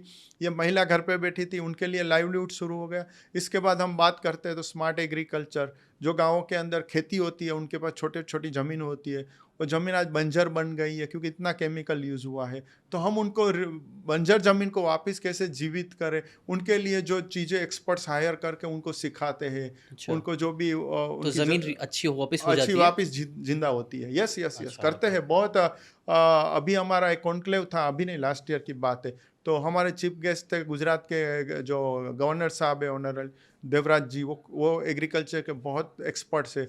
वो हमारे चीफ गेस्ट बन के आए थे हमारे कॉन्क्लेव में पोरबंदर में। उसने भी देखा कि जो हम काम कर रहे हैं बहुत अच्छी तरह काम कर, बहुत अच्छा काम कर, बहुत अप्रिसिएट किया कि ये तो गवर्नमेंट को आपसे सीखना पड़ेगा, क्योंकि आप जो काम करोगे, एक इंसान मर गए उसको वापस जिंदा करते हो, ऐसे आप जमीन को जिंदा करते हो। यस, आप सोशल मीडिया में देख सकते हो, उसके कोट्स ने, उसकी स्पीच ने, सब कुछ है। तो ऐसे हम लोग कोशिश कर रहे हैं और हमारा काम है इम्पैक्ट वाला काम। हमने एक बार खाना खिला दिया और गिन लिया, हम एक आदमी को हेल्प किया, वो हमारा काम नहीं, हमारा NGO नहीं करता है। हमारा NGO वेरी ट्रांसपेरेंट है और बड़ी सोच, जैसे हमने आपको बताई, और इम्पैक्ट वाला काम करता है। आप कोई भी गांव डेप्थ में काम करता है। आप गुजरात, राजस्थान, झारखंड में कहीं जाके हमारा काम देख लो, आपको खुली चैलेंज है, आप देख के आओ, आप बोलोगे कि नहीं, हम रियल में हम लोग काम कर रहे हैं। एक रीज़न ये इसलिए है आपका कि फ्लेक्सिबिलिटी, क्योंकि मदद करना है, अब उसके अंदर बंदिशें नहीं डालेंगे, जैसे मदद कर सकते हैं वैसे मदद करना स्टार्ट करेंगे। ये एक कोर बिलीव ऐसा है, वैल्यू? नहीं, हम लोग एनालिसिस करते हैं कि भाई हम लोग इंडिविजुअल नहीं देखते हैं, हम लोग देखते हैं मास कैसे बेनिफिट हुए। क्या आज एक गांव के अंदर 3000 लोग रह रहे हो, 3,000 लोगों को कैसे बेनिफिट होवे, वो हमारा ऑब्जेक्टिव होता है। ऐसा नहीं कि इंडिविजुअल एक आदमी, ठीक है, एक आदमी बीमार है, उसको कोई नीड है, वो दे दिया, वो बात अलग है, बट वो हमारा ऑब्जेक्टिव नहीं है। हमारा ऑब्जेक्टिव बड़ा नंबर से, मासिस से, कि जहाँ नीड है। इस चीज़ से गवर्नमेंट भी हेल्प करती है इस चीज़ में?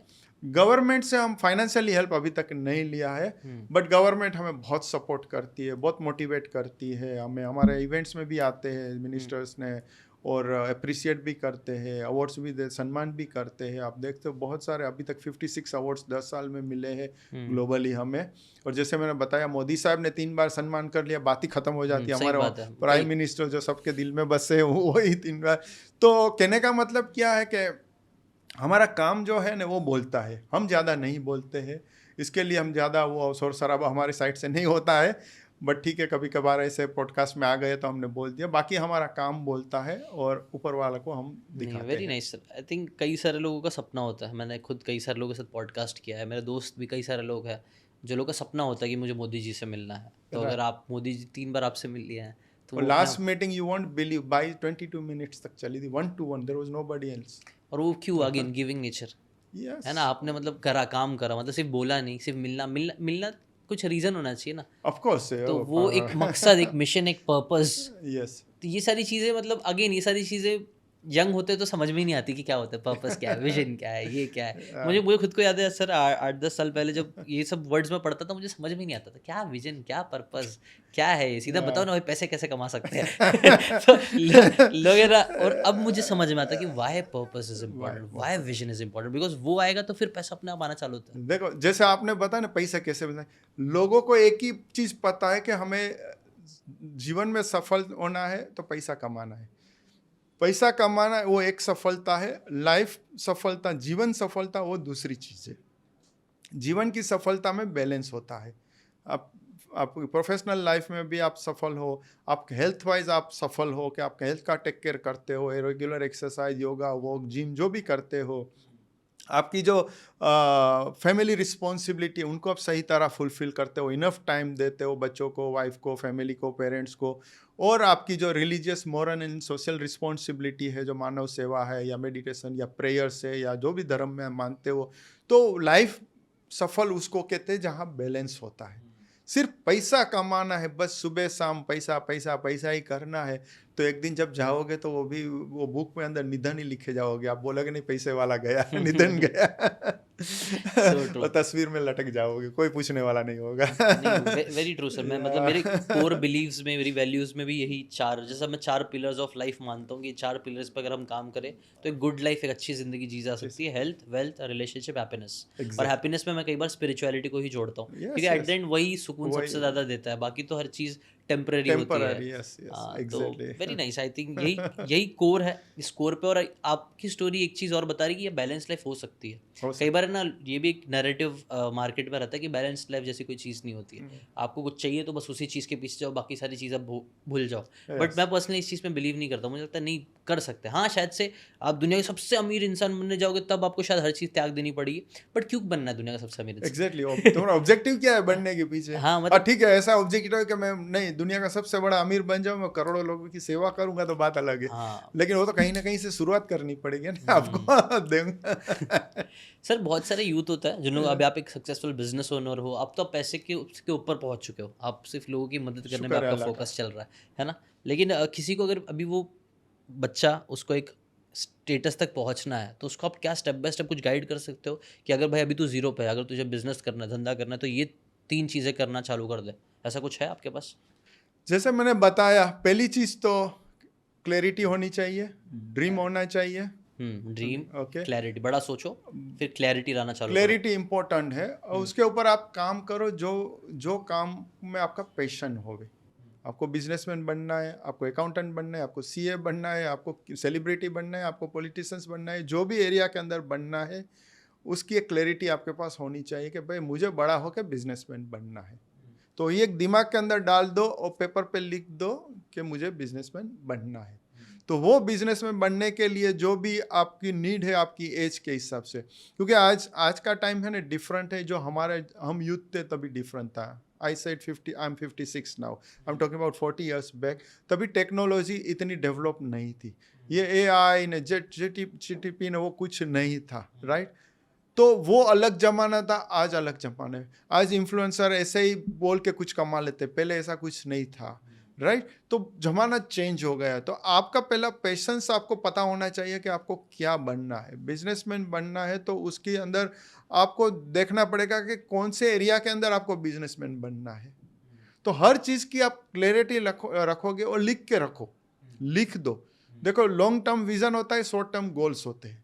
तो आप पहले गोल सेट करो कि भाई अगला 5 साल का मेरा गोल क्या है, और वो हिसाब से आप एजुकेशन में भी कोशिश करो जितना ले सको। वो टाइम 40 साल पहले हमने नहीं लिया, वो जमाना डिफरेंट था।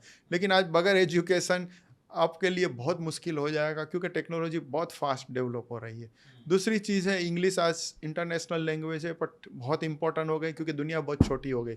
आज यहाँ बैठे हो, कल अफ्रीका चले जाओगे, परसों यूएस चले जाओगे, तो आपकी इंग्लिश आपके पास रहेगी, तो आप कहीं पे भी ग्लोबल आप लैंग्वेज कम्युनिकेट कर पाएंगे। ग्लोबली कम्युनिकेट कर पाओगे। तो वो भी इतनी इम्पोर्टेंट है कि बचपन से आपकी जीवन के अंदर इंग्लिश लैंग्वेज भी होनी चाहिए। तो ऐसी सारी चीज़ें को आप ख्याल रखोगे और मेन खुद के ऊपर भरोसा रखोगे, नहीं हम अचीव करेंगे। देखो एक कहावत है कि गरीब के घर में जन्म होना एक अनफॉर्चुनेट सिचुएशन होती है जिसान जी, लेकिन गरीबी में जीना और गरीबी में मरना वो हमारे हाथ में है। सही बात। हम भी इतने गरीबी में से ऊपर आए हैं। हमारे फादर मूंगफली बेच के 9 जन का, छोटे से घर में रह के 9 जन का परिवार, एक टाइम खाना मिलता था, 2 टाइम भूखे रहते थे, लेकिन वो हमारा ड्रीम नहीं था। हमें भले गरीबी में हमारा जन्म हुआ, फादर की जो भी कंडीशन है, लेकिन ड्रीम बड़े किए, ईमानदारी से मेहनत किया और आज हम यहाँ पहुँचे। हर एक इंसान पहुँच सकता है, कोई बड़ी बात नहीं है। इस दुनिया छोटी हो गई है और दुनिया में हर एक इंसान पैसा तो ऐसे ही कमा सकते हैं, लेकिन लाइफ के अंदर सफल होना ना वो ज़्यादा इम्पोर्टेंट है। Very nice. आई थिंक आपकी स्टोरीज में कई सारी बातें ना सर, जो मैं बहुत दिल से, मैं जिस चीज़ पे मैं बिलीव करता हूँ, मेरा जो विश्वास है, कोर बिलीव्स जो मुझे समझ में है मेरी लाइफ के, वो एकदम अलाइन हो रहा है। और आपने ऐसे बहुत सारी चीज़ों को अफर्म कर दिया जो मैं ऑलरेडी बिलीव करता, तो और उससे पावर मिलता है कि हाँ मैं सही सोचता हूँ, मैं सही डायरेक्शन में हूँ, बस इसी डायरेक्शन में मुझे भी आगे बढ़ना है। और आपने भी सक्सेसफुल लोगों में ये पैटर्न देखा होगा, मुझे ना कहीं पर पैटर्न दिखते हैं सर। वो जब आप बहुत सारी किताबें आपको भी दिखते होंगे ना कि पैटर्न होता है कि कुछ सक्सेसफुल ट्रेड्स दिखने लग जाते हैं लोगों के, अनसक्सेसफुल लोगों के अलग ट्रेड्स दिखने लगती है कि भाई ये उनमें होता है, ये उनमें होता है, वो कई बार दिखने लग जाता है। तो ऐसे कई सारे ट्रेड्स जो दिख के आया है उसके ऊपर हमने ऑलरेडी बात करा है। उन ट्रेड्स को पकड़ना चालू करो, और मैं चाहता हूँ आप कमेंट करके बताओ अभी तक का आपको सबसे बेस्ट लेसन अभी तक क्या सीखने मिला है, वो भी कमेंट करके ज़रूर बता देना। फिर हम अपने अगले सेगमेंट पे जाते हैं सर, एक रैपिड फायर करते हैं आराम से फटाफट, और फिर उसके बाद हमारा कोर 4 जो आपने बात करी ना, एक बैलेंस लाइफ वाली, तो हमारा एक सेगमेंट ही है पूरा कोर 4 कि जिंदगी का कोर ये 4 चीज़ है। तो वो 4 चीज़ों के ऊपर कुछ सवाल है, वो मैं आपसे पूछना चाहूँगा, ठीक है सर? जरूर। पहले रैपिड फायर कर लेते हैं। So one word that defines your journey, एक वर्ड में अगर आपकी जर्नी को डिफाइन करने बोले तो क्या वर्ड होगा? सक्सेसफुल। क्या ज़्यादा टफ है, बिजनेस स्टार्ट करना या बिजनेस को स्केल करना? मेरे ख्याल से बिजनेस स्टार्ट करना ज़्यादा टफ है। मॉर्निंग रिचुअल की हैबिट जो आप कभी मिस स्किप नहीं करता? कोशिश करता हूँ नहीं करूँ, इवन ट्रैवलिंग में भी कोशिश करता हूँ। आज भी मैं 3:30 बजे उठा हूँ और कल भी 3:30 बजे उठा था, तो 3 की जगह पे 3:30, क्योंकि सोने का थोड़ा ऊपर नीचे होता है ट्रैवलिंग में। सोते कितने बजे हो सर आप? नॉर्मली मेरा टाइम है 9:30 बजे, कट ऑफ टाइम है। मोबाइल साइलेंट करके उल्टा रख के सो जाता हूँ, मेरी वाइफ का मोबाइल भी साइलेंट हो जाता है। हम दोनों का 9:30 कट ऑफ टाइम है, 9:30 के बाद हम मिलते हैं। एक्चुअली हम लोग 6 बजे बाद है ना, बिजनेस का मैं बंद कर देता हूँ, कोई भी नहीं करता। सूरज ढला, बात खत्म हो। है? सूरज ढल गया, बात खत्म। हाँ। उसके बाद क्योंकि वो मगरिब का टाइम होता है, नमाज का टाइम हाँ, होता है, उसके हाँ। बाद थोड़ा टाइम मिलता है, फ्री होते हैं तो तकरीबन 9 बज जाता है। वो हम लोग डिनर नहीं करते, 6 साढ़े 6 बजे हमारा जो भी खाना है वो हो जाता है, उसके बाद हम नहीं खाते कभी। अच्छा, वेरी इंटरेस्टिंग। ट्रैवलिंग में ठीक है, बात अलग है, अदरवाइज घर पे हमारी एक डिसिप्लिन है, 6 साढ़े 6 बजे के बाद कुछ नहीं खाना। अच्छा, वेरी नाइस, वेरी इंटरेस्टिंग। तो 6 घंटे मतलब आप नींद लेते हो, 6 से 7 घंटे? नहीं, मेरा एवरेजली 5 घंटा नींद 5 है, घंटे का? 5 घंटा नींद है। और उसमें सब आराम से चल रहा है, कोई इशू नहीं होता? फर्स्ट क्लास, 40 साल से चल रहा है। चलिए, वेरी इंटरेस्टिंग। आपकी फेवरेट सिटी बिजनेस करने के लिए? Favourite city, favourite country Africa है, क्योंकि 40 साल से हम लोग वहाँ काम कर रहे हैं, वहीं पे पूरी स्टोरी बनी है, तो पूरी लाइफ उधर ही निकली है। और बेस्ट मेरी फेवरेट कंट्री बोले तो मोजाम्बिक है, जहाँ हम लोग 22 साल रहे हैं। मोजाम्बिक। हमारे बच्चे भी वहीं पे बड़े हुए हैं, तो वो हमारी फेवरेट कंट्री है। कोई एक बुक जिसने आपकी पूरी वे ऑफ थिंकिंग को चेंज कर दिया? एक बुक नहीं, एक बुक तो मुझे याद नहीं है, क्योंकि इतनी सारी बुक पढ़ी है। तो कोई एक बुक रिकमेंडेशन जो आप देना चाहोगे, ये जरूर पढ़ लेना? वो तो मेरी बुक का ही दूंगा ना। मेरे जीवन के ऊपर नोवेल रेसू करके एक नोवेल लिखी गई है, हाँ। तो वही मैं तो बोलूंगा कि वो पढ़ो, आपकी लाइफ चेंज हो जाएगी। चलिए, सही है। Thank you. Failure you are most grateful for, कोई एक फेलियर जो जिसके लिए आप ग्रेटफुल हो बहुत कि अच्छा हुआ ये फेल हुआ? 97 में जब कू हुआ था अफ्रीका के अंदर एक कंट्री में, तभी पूरा रेजिम चेंज हुआ। उसको थ्रो करके, जो प्रेसिडेंट था वो देश का, उसको थ्रो करके निकाल दिया, वो भाग गया, और रेबेल जो अमेरिका के सहयोग से वो आके बैठ गया। तो वो एक बहुत बड़ी चैलेंज थी हमारे लिए वहाँ मैनेज करना। लेकिन वो हुआ तो उससे हमारा दिमाग खुला कि हमारे सारे अंडे एक बास्केट में हमें नहीं रखना चाहिए, अफ्रीका में अब पूरी दुनिया में कोई भरोसा नहीं है, अभी कभी भी कुछ भी कहीं पे भी हो सकता है, जो से आज हो रहा है। सही बात है। तो वो हमारे लिए एक अच्छा एक अवेकनिंग मैसेज था, जो वो इंसिडेंट जो वो हुआ वो अफ्रीका में, वो कंट्री में, क्योंकि हमारा सारे अंडे वही बास्केट में थे, सारा बिजनेस सब एक ही जगह वहीं एक पे ही था। जगह पे था हमारा इतने साल, 86 से लेकर 97 तक। लेकिन ये जब हुआ, कू हुआ और धमाले हुई, लूटफाट हुई, बहुत कुछ हुआ, लेकिन इतना नहीं गया था जितना 91 और 93 में हमने लूज किया था, जो मूवी के अंदर हमने दिखाया है। तो वहाँ हम एक अवेकनिंग मिल गए, हमारे बड़े भाई हम साथ में थे, हमने डिसाइड किया कि हमारे अंडे को हम अभी अलग अलग बास्केट में चले कर देते हैं, हम हमारा रिस्क को डिवाइड करते हैं और दूसरी कंट्रीज में हमारे पैर फैलाते हैं। ओके, सो अभी अभी हम लोग 10 कंट्रीज में अफ्रीका 10 में कंट्रीज हमारा चल रहा है काम। यस। Very interesting. आपका गो टू मंत्रा क्या है क्राइसिस? कभी क्राइसिस तो आपने बहुत फेस किया है, तो उस टाइम पे कौन सी एक बात आपको हिम्मत देती है? कोई एक खुद मंत्रा के है? ऊपर भरोसा, खुद के ऊपर भरोसा खुद रख। के ऊपर, सब ठीक हो जाएगा। प्रॉफिट या पर्पस क्या ज़्यादा ड्राइव करता है आज? पर्पस। कोई एंटरप्रेन्योर जिसे आप एडमायर करते हो? नहीं, मैं पढ़ता हूँ, लोगों को सीखता हूँ, लेकिन इतना ज़्यादा वो नहीं है, बट यह है जैसे अजीम प्रेम जी है या रतन टाटा, अपने जो मरहूम जो दिवंगत है, उनको मैंने ज़्यादा पढ़ा भी है और समझा भी है, क्योंकि वो मानवता की सेवा, क्योंकि मेरे लिए वही इम्पोर्टेंट है, मानवता की सेवा। क्योंकि मानव धर्म से कोई उत्तम धर्म नहीं है। तुम पूजा पाठ करो, नमाज पढ़ो, मस्जिद जाओ, मंदिर जाओ, जहाँ भी जाओ, ठीक है, वो एक उनका लिमिटेशन पावर है, लेकिन जब आप एक स्माइल किसी को देते हो, वो जो पावर खुशी मिलती है ना, वो खुशी को और कहीं पे भी नहीं मिलेगी। तो इसके लिए मैं एडमायर करता हूँ ये लोग जो सालों से गिविंग कर रहे हैं। नहीं नहीं, वो तो वो बात ही मैं कई बार लोगों को स्माइल करके देखना भी बोलते हैं सदका है। कई बार लोगों को लगता है पैसा देना ही सदका है, या पैसे आप स्माइल करके भी दे सकते हो, कुछ जहाँ कुछ नहीं है तो भी आप किसी की हेल्प कर सकते हो, कर किसी से सकते बात कर सकते हो, किसी के लिए कुछ थोड़ी सी हेल्प कर सकते हो, और वो भी एक बहुत पावरफुल चीज़ होती है मानव सेवा से related. Yes yes. So next, क्या ज़्यादा इंपॉर्टेंट है, IQ या EQ? दोनों इम्पोर्टेंट है, अपने अपने दोनों का अपना अपना एक क्या बोलते हैं, एक Use है। अपना यूज है अपना। तो दोनों इम्पोर्टेंट है, दोनों होना चाहिए, दोनों एक इंटरकनेक्टेड है।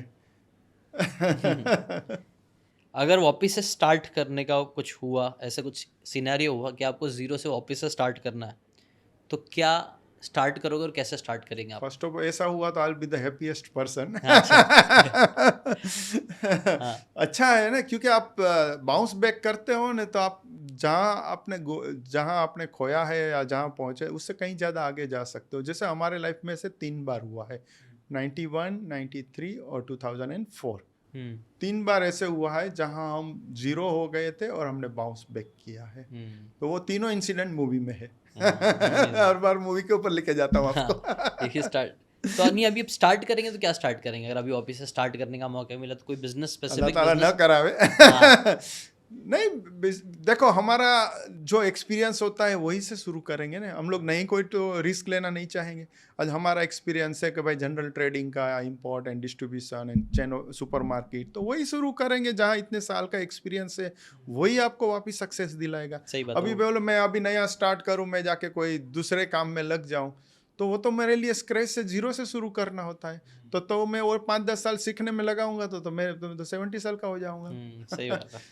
तो जो एक्सपीरियंस है उसको ही यूज करना, वही लेवरेज, वही वही समझदारी, केस कर ऑब्वियसली। सकते हैं सो ना, ट्रू, सो ट्रू। एग्जैक्टली। कोई एक हैबिट या फिर खाना जो आपको दिन भर एनर्जाइज रखता है? हैबिट तो है, पॉजिटिव थिंकिंग की हैबिट है, वो एनर्जाइज रखती है। हर चीज़ में पॉजिटिव देखना और हर चीज़ में पॉजिटिव सुनना। बहुत सारे लोग 90% नेगेटिव होता है, 10% पॉजिटिव होता है, तो मैं 10% पॉजिटिविटी देखता हूँ, 90% को इग्नोर करता हूँ। छोड़ता भी नहीं हूँ आदमी को, क्योंकि काम का आदमी है, वो भी कुछ सिखाएगा, वहाँ से भी कुछ लर्निंग मिलेगी, वहाँ से भी कुछ स्ट्रेंथ मिलेगी हमें। तो मेरी आदत है कि मैं कोशिश करता हूँ कि उनकी पॉजिटिविटी को डेवलप करूँ। Okay, very nice. सर अभी कोर 4 पे आते हैं हम, जहाँ पे हम हेल्थ, वेल्थ, रिलेशनशिप, हैप्पीनेस के ऊपर मैं एक एक क्वेश्चन पूछता हूँ आपसे। Best piece of advice health के लिए आप क्या देना चाहोगे, जो आपको शायद मे भी मिली है या आपकी एडवाइस है? उसमें 2 चीज़। पहला चीज़ है कि अपने आप से डेली बात करो, खुद से बोलो मैं तंदुरुस्त हूँ। ऐसे 4 से 5 बार दिन में 2-3 बार रिपीट कर लो, हार्डली 1-1.5 मिनट लगेगी। और दूसरी चीज़ है हेल्थ के लिए, physical health is very important, जो मैं आज बहुत सालों से कर रहा हूँ। इधर वॉक करो, योगा करो, या जिम कर सकते हो तो जिम भी करो। कुछ नहीं, 10 मिनट भी योगा कर लो, प्राणायाम कर लो, आपके अंदर बहुत एनर्जी मिलेगी और मेरे ख्याल से आगे भी तंदुरुस्त रहोगे, पर्पस होगा। मूवमेंट होना चाहिए बॉडी में। बॉडी मूवमेंट होना है, क्योंकि जो जितना बॉडी चलेगा उतना तंदुरुस्त रहेगा, और जितना अपना माइंड शांत रहेगा इतना तंदुरुस्त रहेगा। अब हम लोग उल्टा करते हैं, माइंड को इतना चलाते हो, नेगेटिव पूरा दिन सोचते रहते हैं, वो बॉडी को चलाते ही नहीं है, तो दोनों बीमार पड़ जाते हैं, फिजिकल एंड मेंटली। यही इसे लोग आज ओवर थिंकिंग का प्रॉब्लम का मुझे लगता है यही बिगेस्ट रीजन प्रॉब्लम है है। कि बदन इतना काम नहीं कर रहा जितना आपका दिमाग काम कर रहा है। सिर्फ एक ही मशीन के एक ही पार्ट पे पूरा जोर जा रहा है, तो भाई उसको बर्नआउट होगा ही। तो चेंज करो, पोजीशन चेंज करो, माइंड को कम यूज करो और बॉडी को ज्यादा यूज करो। ये जबरदस्त है। कोई वर्स्ट पीस ऑफ एडवाइस जो हेल्थ से रिलेटेड आप बोलोगे ये तो नहीं करना चाहिए? वर्ड्स पीस ऑफ, या वो नहीं करना चाहिए जो ड्रिंकिंग स्मोकिंग जो हैबिट है, गुटखा मावा, क्योंकि वो बहुत बुरी आदत है, और उनके लिए मैं बहुत काम भी करता हूँ, लोगों को बहुत हेल्प करने की कोशिश करता हूँ कि इसमें से बाहर निकलो, क्योंकि उससे आपका सिर्फ पैसा नहीं जाता है, सिर्फ आपकी हेल्थ नहीं जाती, आपकी फैमिली भी आपसे चली जाती है, और परेशान फैमिली होती है। एक बार आपको जो कैंसर हो गया, एक है हमारे रिलेटिव्स जिनको कैंसर हुआ है 4th स्टेज पे, पूरी फैमिली उसके पीछे लगी हुई है, और मेरे फ्रेंड्स भी ऐसे हैं जिनको हमने देखा है, ख़त्म हो जाते, पैसे भी ख़त्म हो जाता है, बाद में सबसे हेल्प मांगनी पड़ती है, और पूरी फैमिली उसके पीछे। अभी उसका तो अपना टेम्पररी हैप्पीनेस के लिए उसने तो मावा या सिगारेट खाया पिया, जो भी ड्रिंक्स किया, लेकिन आज जाके वो चीज़ उनके लिए दुश्मन बन गई, उनके परिवार के लिए। तो मेरे ख्याल से ये एडवाइस दूंगा कि खास करके इसको बुरी आदतें से बचो, और जो आदतें आपके फ्रेंड सर्कल की है उनको सुधारो या उनसे दूर चले जाओ, रिलेशन तोड़ दो, बट ये आदत में आप मत जाओ। ये हेल्थ से रिलेटेड, वेल्थ से related best piece of advice जो आपको मिली? वेल्थ को अच्छे काम में यूज करो। हाँ। जितना कर सकते हो इतना यूज करो। देखो आपके अकाउंट में 50 करोड़ पड़े हैं, वो आपके दुआ करने के लिए 500 लोग भी आपके पास नहीं है, तो आपकी हेल्थ नहीं है, आपके लिए बर्डन है वो। सही बात। तो बहुत इम्पोर्टेंट है, लोगों को मदद करो, जो लोग नीडी है, कुछ मत देखो कास्ट क्रीड, लोगों को हेल्प करो, आपको पता नहीं है उनकी दुआ आपको कभी काम आ जाएगी। सही बात। और वर्स्ट पीस ऑफ एडवाइस जो वेल्थ से रिलेटेड लोग देते हैं, आपने सुना होगा कोई वेल्थ से रिलेटेड कोई ऐसी गलत एडवाइस? पैसे से पैसा कमाओ, इधर इन्वेस्ट करो उधर इन्वेस्ट करो और एक दिन मर जाओ।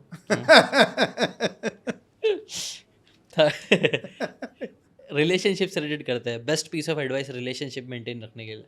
या रिलेशनशिप मेंटेन रखने के लिए देखो, दो हाथ से ताली बजानी पड़ती है। आज का टाइम ऐसा है, हम बोले कि हम एज ए मेल हमें सिर्फ लाइफ का फ्रस्ट्रेशन है और वाइफ को नहीं है या बच्चों को नहीं है, तो बात अलग है। सबको अपनी अपनी लाइफ में फ्रस्ट्रेशन है, तो कहीं ना कहीं आपको पेशेंस रख के सामने वालों को समझना है। एक दूसरे को समझाने की वजह से एक दूसरे को समझने लगे ना, तो मेरे ख्याल से फैमिली के अंदर इश्यूज कम हो गए और यूनिटी स्ट्रांग होगी, तो चैलेंजेस के सामने लड़ने की ताकत भी होगी साथ में मिलके। अदरवाइज बिखर जाती है। आजकल हम देखते हैं बहुत सारी फैमिली बिखर जाती है बिकॉज ऑफ फ्रस्ट्रेशन और बिकॉज ऑफ द तेरा मेरा में, तूने ये किया तूने ये किया। अरे भाई, इसकी गलती है मेरी गलती है, नुकसान तो हमें ही है ना दोनों को। सही बात लोग नहीं समझते। कोई भी जीते हारती मैरिज है कई बार ऐसा। हमारी लाइफ, फैमिली लाइफ हारती है ना। कोई वर्स्ट पीस ऑफ एडवाइस जो आप सुनते हो लोग देते हैं रिलेशनशिप के लिए? नहीं, मेरे ख्याल से मेरे पास कोई ऐसे आते नहीं है, वो डरते हैं। मुझे ना आपका ना वो पॉजिटिव वायरिंग इतनी भी ना ब्रेन कि आपने इतना पॉजिटिव हो कि आपको नेगेटिव में जब भी पूछता ना कुछ नेगेटिव, आपके दिमाग में क्या है नेगेटिव? वही लोग आते भी नहीं है नेगेटिव बात करने। अच्छा, best piece of advice for happiness, जिंदगी में खुश रहने के लिए?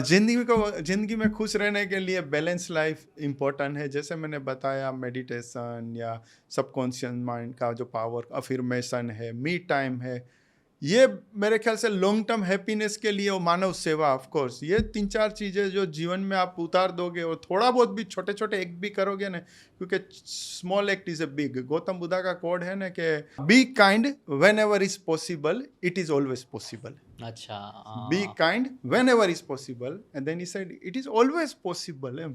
तो काइंड रहना इज पॉसिबल है हमारे जीवन के। हमारे पास कितना पैसा है या कितना रिसोर्सेस है वो इम्पोर्टेंट नहीं है। आपके पास स्किल है, आपके पास एक्सपीरियंस है, आपके पास नॉलेज है, उनसे भी आप लोगों के आप काइंड रखें, आप लोगों को मदद कर सकते हो। कुछ ना, एक डिप्रेस आदमी के कंधे पे हाथ रख को बोलो एवरीथिंग विल बी फाइन, तो उसकी 50% तो प्रॉब्लम चली जाएगी। वो पावर है हर एक इंसान के पास। तो मदद करने की ताकत सबके पास है बात कर सकते हो, कुछ नहीं कर सकते तो एटलीस्ट बी देयर, आप उनके साथ 2 मिनट बैठ सकते हो। एग्जैक्टली प्रॉब्लम आजकल कई बार आई थिंक यही हो जाती है, आजकल मॉडर्न लाइफस्टाइल हमारी ऐसी हो रही है कि लोग मोबाइल में ज़्यादा है, आप आसपास साथ में नहीं है नहीं है बेसिकली। नहीं है और इसके जबकि लिए डिप्रेशन और आई थिंक नेगेटिव मेंटेलिटी ज़्यादा होती है जब लोग अकेले होने लग जाते हैं, जब सिर्फ वो है और उसकी सोच है, कोई साथ में कंधे पे हाथ रख के बोलने वाला नहीं कि भाई सब ठीक हो जाएगा। एग्जैक्टली क्योंकि इंसान अकेले हो गए, खो गए हैं। वो बोलते हैं ना कि ये पहले के ज़माने में एक आदमी ट्रैवल करता तो रेलवे स्टेशन में लोग छोड़ने जाते थे तो आंखें गीली हो जाती है, वेट हो जाती। आज कब्रिस्तान में या जाते हैं छोड़ने के लिए तब भी आंखें सूखी रहती है, कुछ वो आता नहीं है, फीलिंग नहीं आता कि आदमी बेचारा चला गया, उसकी फैमिली परेशान है। वो नहीं है आज, इमोशंस कम होते जा कम रहे हैं होते जा रहे हैं। अगेन, मतलब वो हमने बात करें डेप्थ खत्म होते जा रही है ना सर, क्योंकि मुझे इसमें लग रहा है कहीं ना रील्स और कंटेंट का भी बहुत बड़ा हाथ है। मुझे ऐसा लगता है क्योंकि हम इतनी बार स्क्रॉल करके देखते रहते ना, ये इसकी डेथ हो गई, इसका डेथ हो गया, ये हो गया, वो हो गया, इतना ज़्यादा सरफेस लेवल पे सब हो चुका है कि अब रियल में होते तो वो हम समझ ही नहीं पाते नहीं क्या हो रहा पाते है। इतनी बार मूवीज़ में देख लिया वो, आई थिंक अमिताभ बच्चन जी ने ये चीज़ कही थी कि उन्होंने इतनी बार उनके डैड के या पेरेंट्स के मरने का रोल कर लिया था कि फिर रियल में जब हुआ ना तो उनको आंसू ही नहीं आया। नहीं है, हाँ बराबर होता है तो वही आप वही सुपरफिशियल चीज़ें करना कई बार हमारे लिए अच्छी नहीं है, नहीं है तो वो सुपरफिशियल में ना पड़े बेस्ट। मुझे तो यही क्रक्स इस पॉडकास्ट का एक बहुत इंपॉर्टेंट क्रक्स है कि मुझे जो मिला है अच्छी आदतें अपनी ज़िंदगी में लेके आते रहो, और जो कि बहुत सारी आदतों के बारे में हमने बात करी, एक गिविंग एटीट्यूड रखना स्टार्ट करो, उन आदतों के साथ दूसरों का भला करना स्टार्ट करो, और अपने ऊपर बिलीव रख के, और आई थिंक सारी चीज़ें सब अच्छी होती जाएगी डेप्थ के साथ। यस यस डेफिनेटली होएगी। So this is what I got. आपको क्या इस पूरे पॉडकास्ट में लेसन मिला वो ज़रूर बताना। सर की मूवी की लिंक और सारी चीज़ें मैं नीचे डिस्क्रिप्शन में डाल दूंगा, आप जाके वो भी चेकआउट कर सकते हो सारी चीज़ें। Thank you so much sir अपना टाइम देने के लिए। It was a pleasure to talk to you. काफ़ी इंस्पायरिंग थी आपकी जर्नी, मुझे काफ़ी इंस्पिरेशन मिला, एंड होप मैं भी बहुत बड़े बड़े काम करूँ। थैंक यू तो हमें भी कमीशन मिलेगा उसमें से, ऊपर वाला हमें भी कुछ देगा कि नहीं आपकी वजह से देखो ये अच्छा बड़ा काम कर रहे हैं। नहीं माशाल्लाह आप अच्छा कर रहे हो already. Thank you. Thank you.